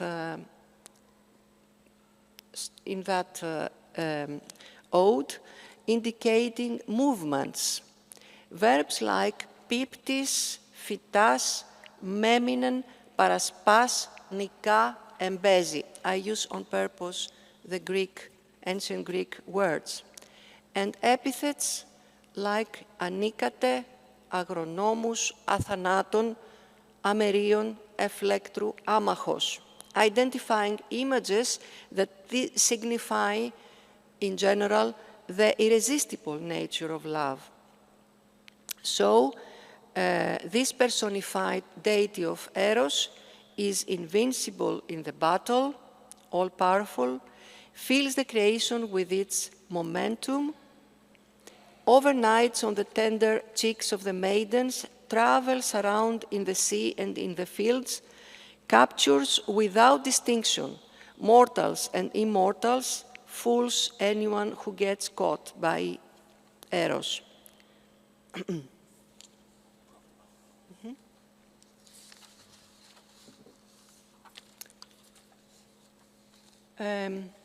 My point is that we propose, with our method of reviving ancient dance, to study the texts and works of art of the ancient Greek literature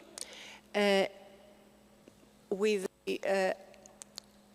finally with the aim of understanding the importance of somatization of logos by dancing and singing the words on syllables. Also, then the next part of our research is orchesis, which is a method of dancing the words, dancing not just the words, but the syllables.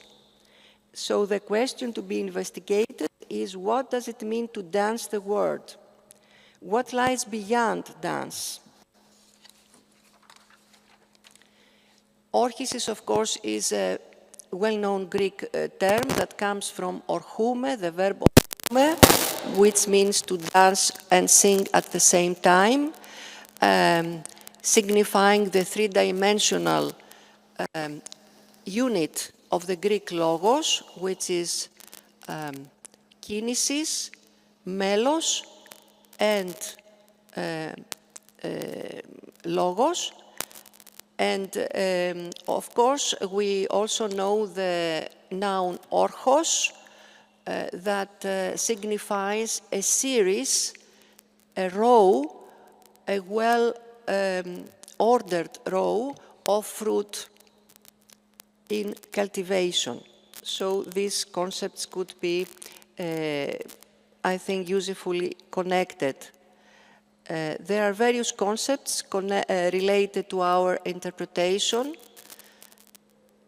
and there are also bibliographical sources that supports our revival method, and we end up with a text, the text that I mentioned initially, the third Stasimon, that we have finally this picture, this image of the text, which reminds of a score, a musical score, with a geometric structure of the syllables and words corresponding to the space transference of the meaning through dance.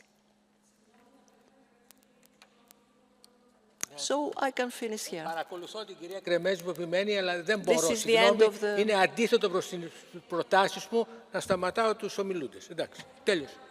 Αν θέλετε μπορούμε να αλλάξουμε θέση. Ναι. I think I said what is important. Thank you. Thank you so much. I could not dare to speak about thespis and Dharma thespidos because we have a problem of time. We have another presentation, I think, the final one, by Mrs. Formis. Yes, hello. Can you hear me? Well, Mrs. Formis has a doctorate in philosophy from the Sorbonne University, and he is a senior lecturer in aesthetics and philosophy of art at the School of Arts of the University of Paris. Well, we have a presentation under the title Care and Erotics. How can the erotic be a form of care? So, we may go on. Yes. Can you see my screen?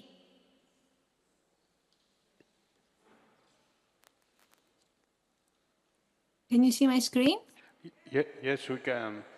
Okay, thank you. Thanks a lot. All my apologies for not being with you today. It seems to be a fantastic event, and you are in a magnificent room. I am in my house, so it's not the same. I will hope to be as intelligible as possible. I'm very grateful, anyways, to be able to be present in this way via technologies. So the title of the paper is Erotics, Somaesthetics and the Stylistics of Existence.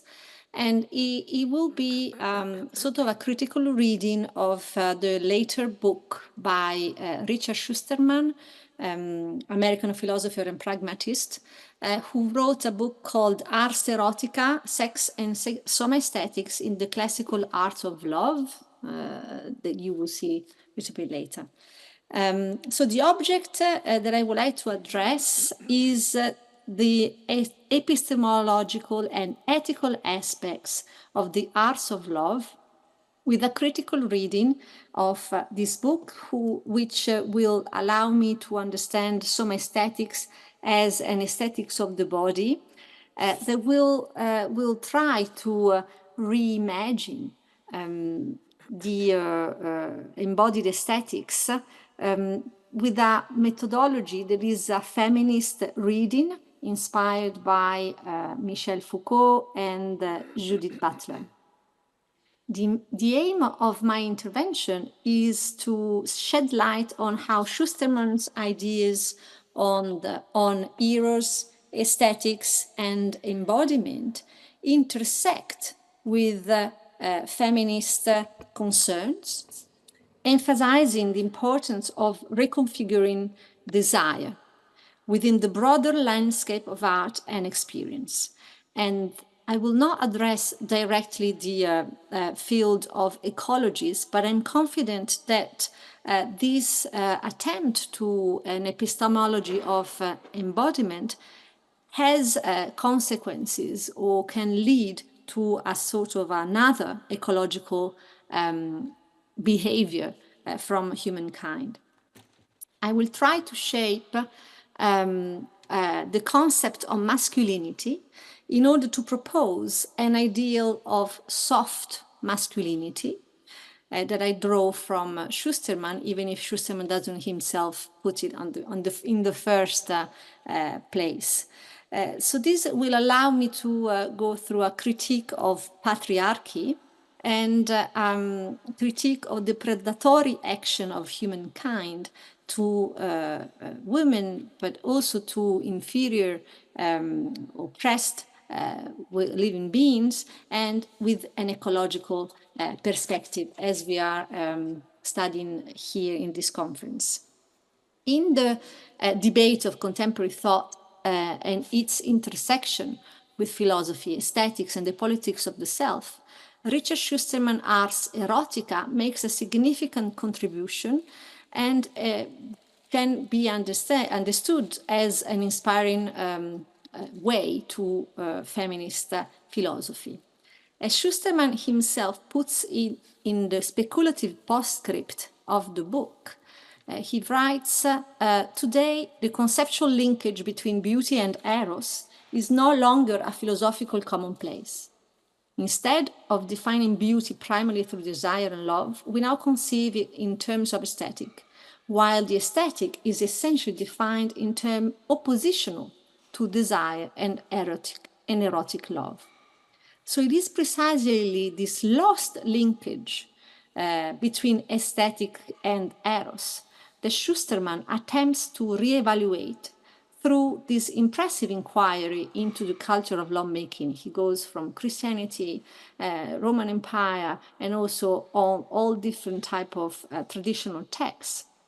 So the terminology ars erotica is very precise and was borrowed from Michel Foucault, who distinguished between, on one side, scientia sexualis, so in histoire or sexual science, which is the object of Foucault and aims knowledge above all. And on the other side, Foucault put ars erotica, which for him were not legitimate or dignified enough in order to be a field of cognition. And ars erotica also include all the non-Western sexual practice and tactics. So Richard Schusterman, from Foucault, develops precisely what Foucault, History of Sexuality, left out: the conceptualization of ars erotica, opening to Eastern cultures, Chinese, Asian, Indian, and also Islamic theory of eros. So Schusterman ars erotica allows a sort of conceptualization of the erotic arts. As he points out in the preface, he states the techniques and disciplines of traditional ars erotica were designed not only to enhance sexual satisfaction, but also to provide distinctive aesthetic pleasures and to cultivate qualities of understanding, sensibility, grace, skill, and self-mastery that go far beyond the limits of sexual activity. That's so to provide an aesthetic education that, by developing character, sensibility, taste, and interpersonal awareness, could contribute to what many would consider the highest art of all, the art of living. And I think about what Lydie was talking about before, the vitality of ecological forms of being. And I think that this idea of art of living is also an interesting connection there. So the ars erotica, for what I understood from Richard Schusterman's point of view, these ars erotica are not to be understood as hedonistic and individual practices, but rather as ethical rules for social relations. So these rules for social relations can provide an education that arises a sort of respect to others and also to other living creatures like plants and animals. So the difficulty and the urgency of the task of the book is also to be found in the contemporary feminist and post-Me Too cultural critique of patriarchy, sexual harassment, and rape culture. The book targets masculine behavior. In particular, Schusterman writes in the preface, men's deplorable predatory behavior. So he finds the roots of such behavior in pre-modern cultures, some of whose concepts and views still pervade in contemporary sexual attitudes. More generally, Schusterman states, I quote, "The erotic theory and the major philosophical traditions has contributed to the objectivation and subjectivation of women through ideas that foster exploitative, misogynistic attitudes." And I think that here there's also a parallel with ecology, with this idea of exploitation of the other, of nature, as being something that could be possessed or could be objectified.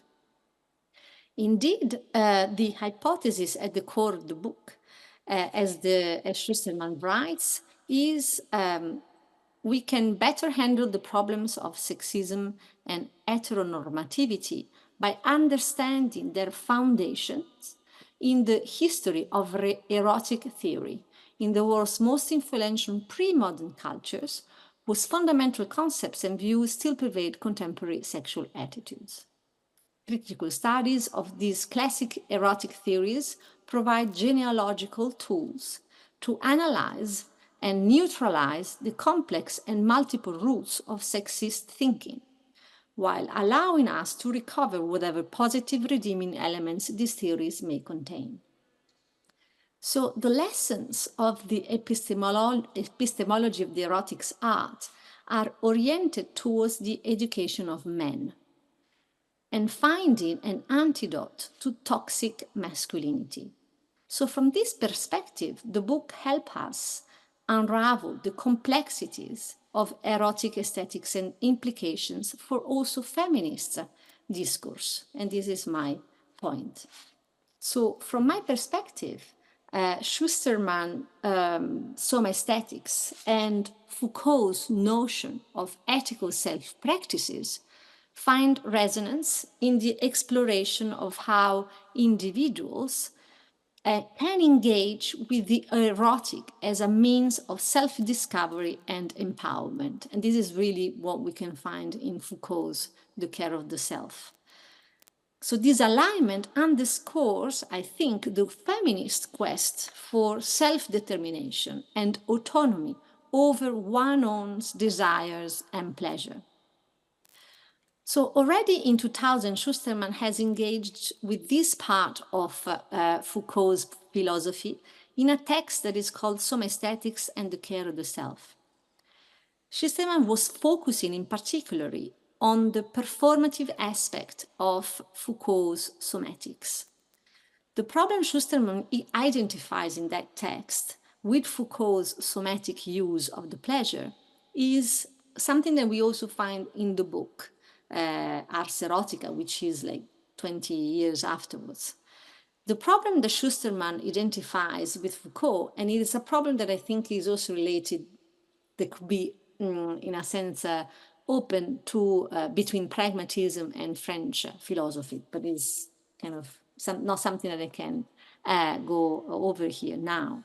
So this problem is that pleasure for Foucault has a somatic use in a hermeneutic of the subject that is individualistic and is not pluralistic. And pluralism is really like the core base of pragmatism. And in Foucault's somatic use from a pragmatist point of view, pleasure is the intensity and almost a violence of the somatic inscription, as if somatic harshness were the condition for instituting power over docile bodies. So this is really the idea of biopower that we can see in Foucault. Foucault criticizes Freud's repressive hypothesis convincingly and conceives a subtle mechanism of control through biopolitic, and its sentia sexualis also show how social peace and stability has been obtained by repressing sexual desire and pleasure, despite this dissatisfaction caused by this negation. So it's a form of control, but it's also a form of in making sure that there is peace, in a sense, in the society. So it is evident that the attempt to dishabituate the body from coercive and repetitive patterns, like in Foucault, is something that is very close to a feminist perspective, because it is aligned with an emancipatory practice and a critique of bodily oppression. This exploration enriches feminist discourse by challenging conventional norms and advocating for the empowerment and self-determination of individuals in the pursuit of erotic pleasure and self-knowledge. Nevertheless, and this is my objection, let's say, to Schusterman, the critical and comparative analysis laid out in Schusterman's book does not develop a radical feminist perspective, insofar as it analyzes canonical and traditional books and theories, proposing a genealogy of hegemonic traditions, which unfortunately are systematically characterized by misogyny and sexism. What connects feminist theory, such as Judith Butler's work, to Schusterman philosophy is the reevaluation of the performativity beyond the limits of practicality. So performativity as also a way of knowledge and epistemological aim. However, in contrast to Butler, Schusterman does not advocate a revolutionary and politically contestatory perspective, but focuses his analysis on the origins of patriarchy, sometimes with the risk of ambiguity leading to unfortunate misunderstandings. So, from a feminist perspective, the interest of Schusterman's book lies, in my view, in the understanding of the idea of self-education through sexuation and sexual practices.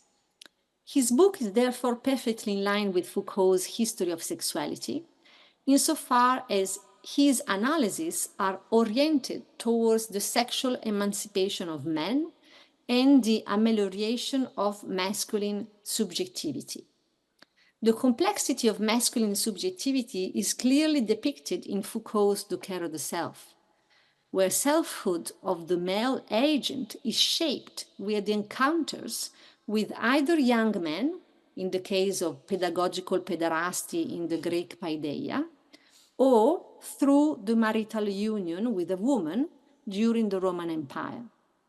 But differently from Foucault's hardcore method of sexual emancipation, critically analyzed notably through the example, for example, in Foucault, of sadomasochism, sexual practices, or the use of heavy drugs, Ars Erotica aims to soften the ideal of masculinity, especially in the case of young men. So if Schusterman's book does not embrace the idea of a radical feminism, it does offer the imaginary landscape for a soft masculinity. So as an alternative to Foucault's idea of biopower, the sexual education that emerges through the reading of Ars Erotica is generally orientated towards softness and soothing emotions, or regulating emotion.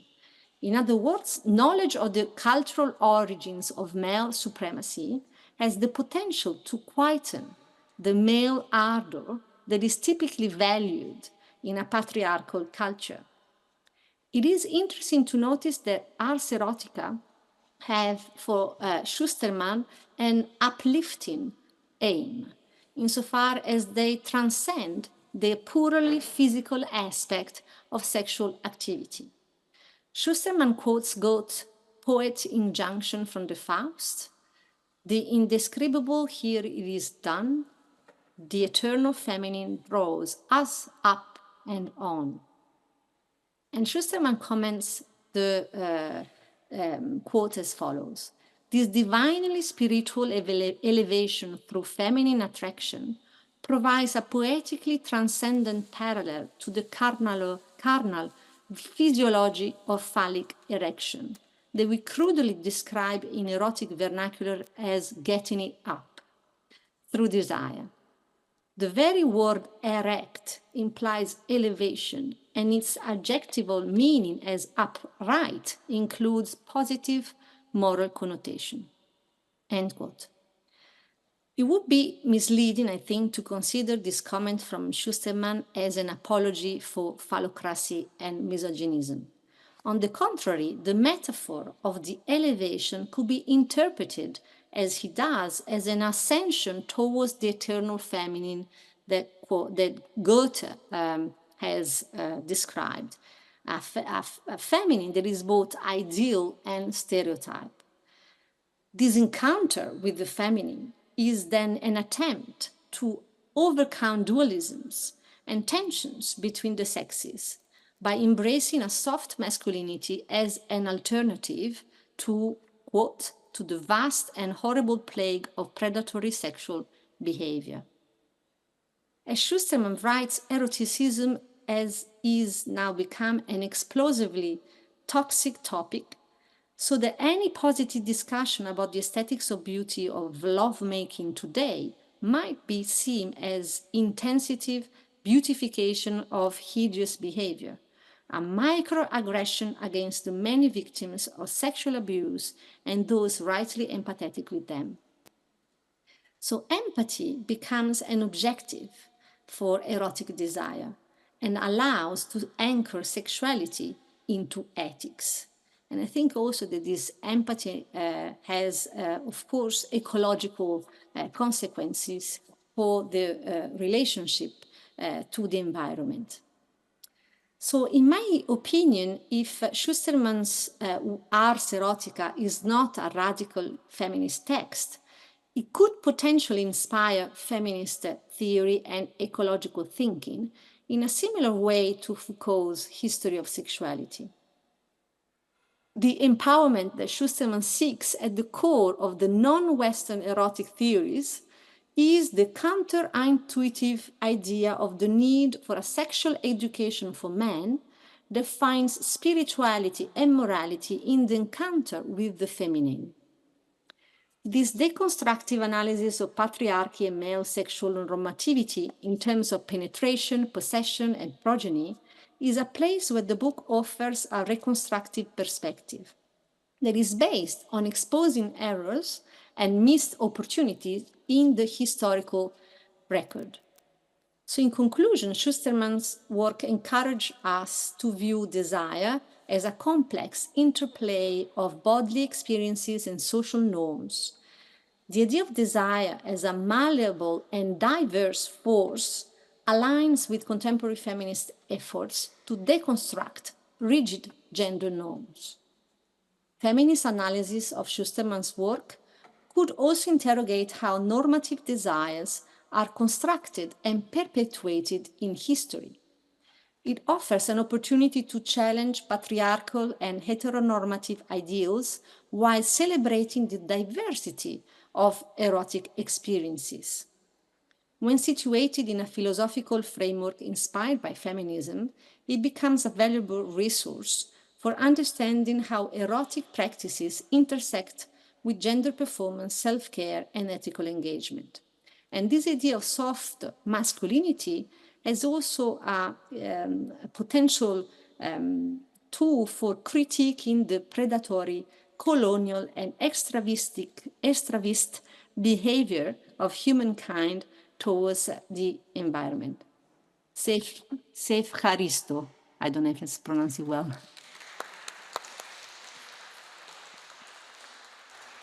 Mrs. Formis, I would like to thank you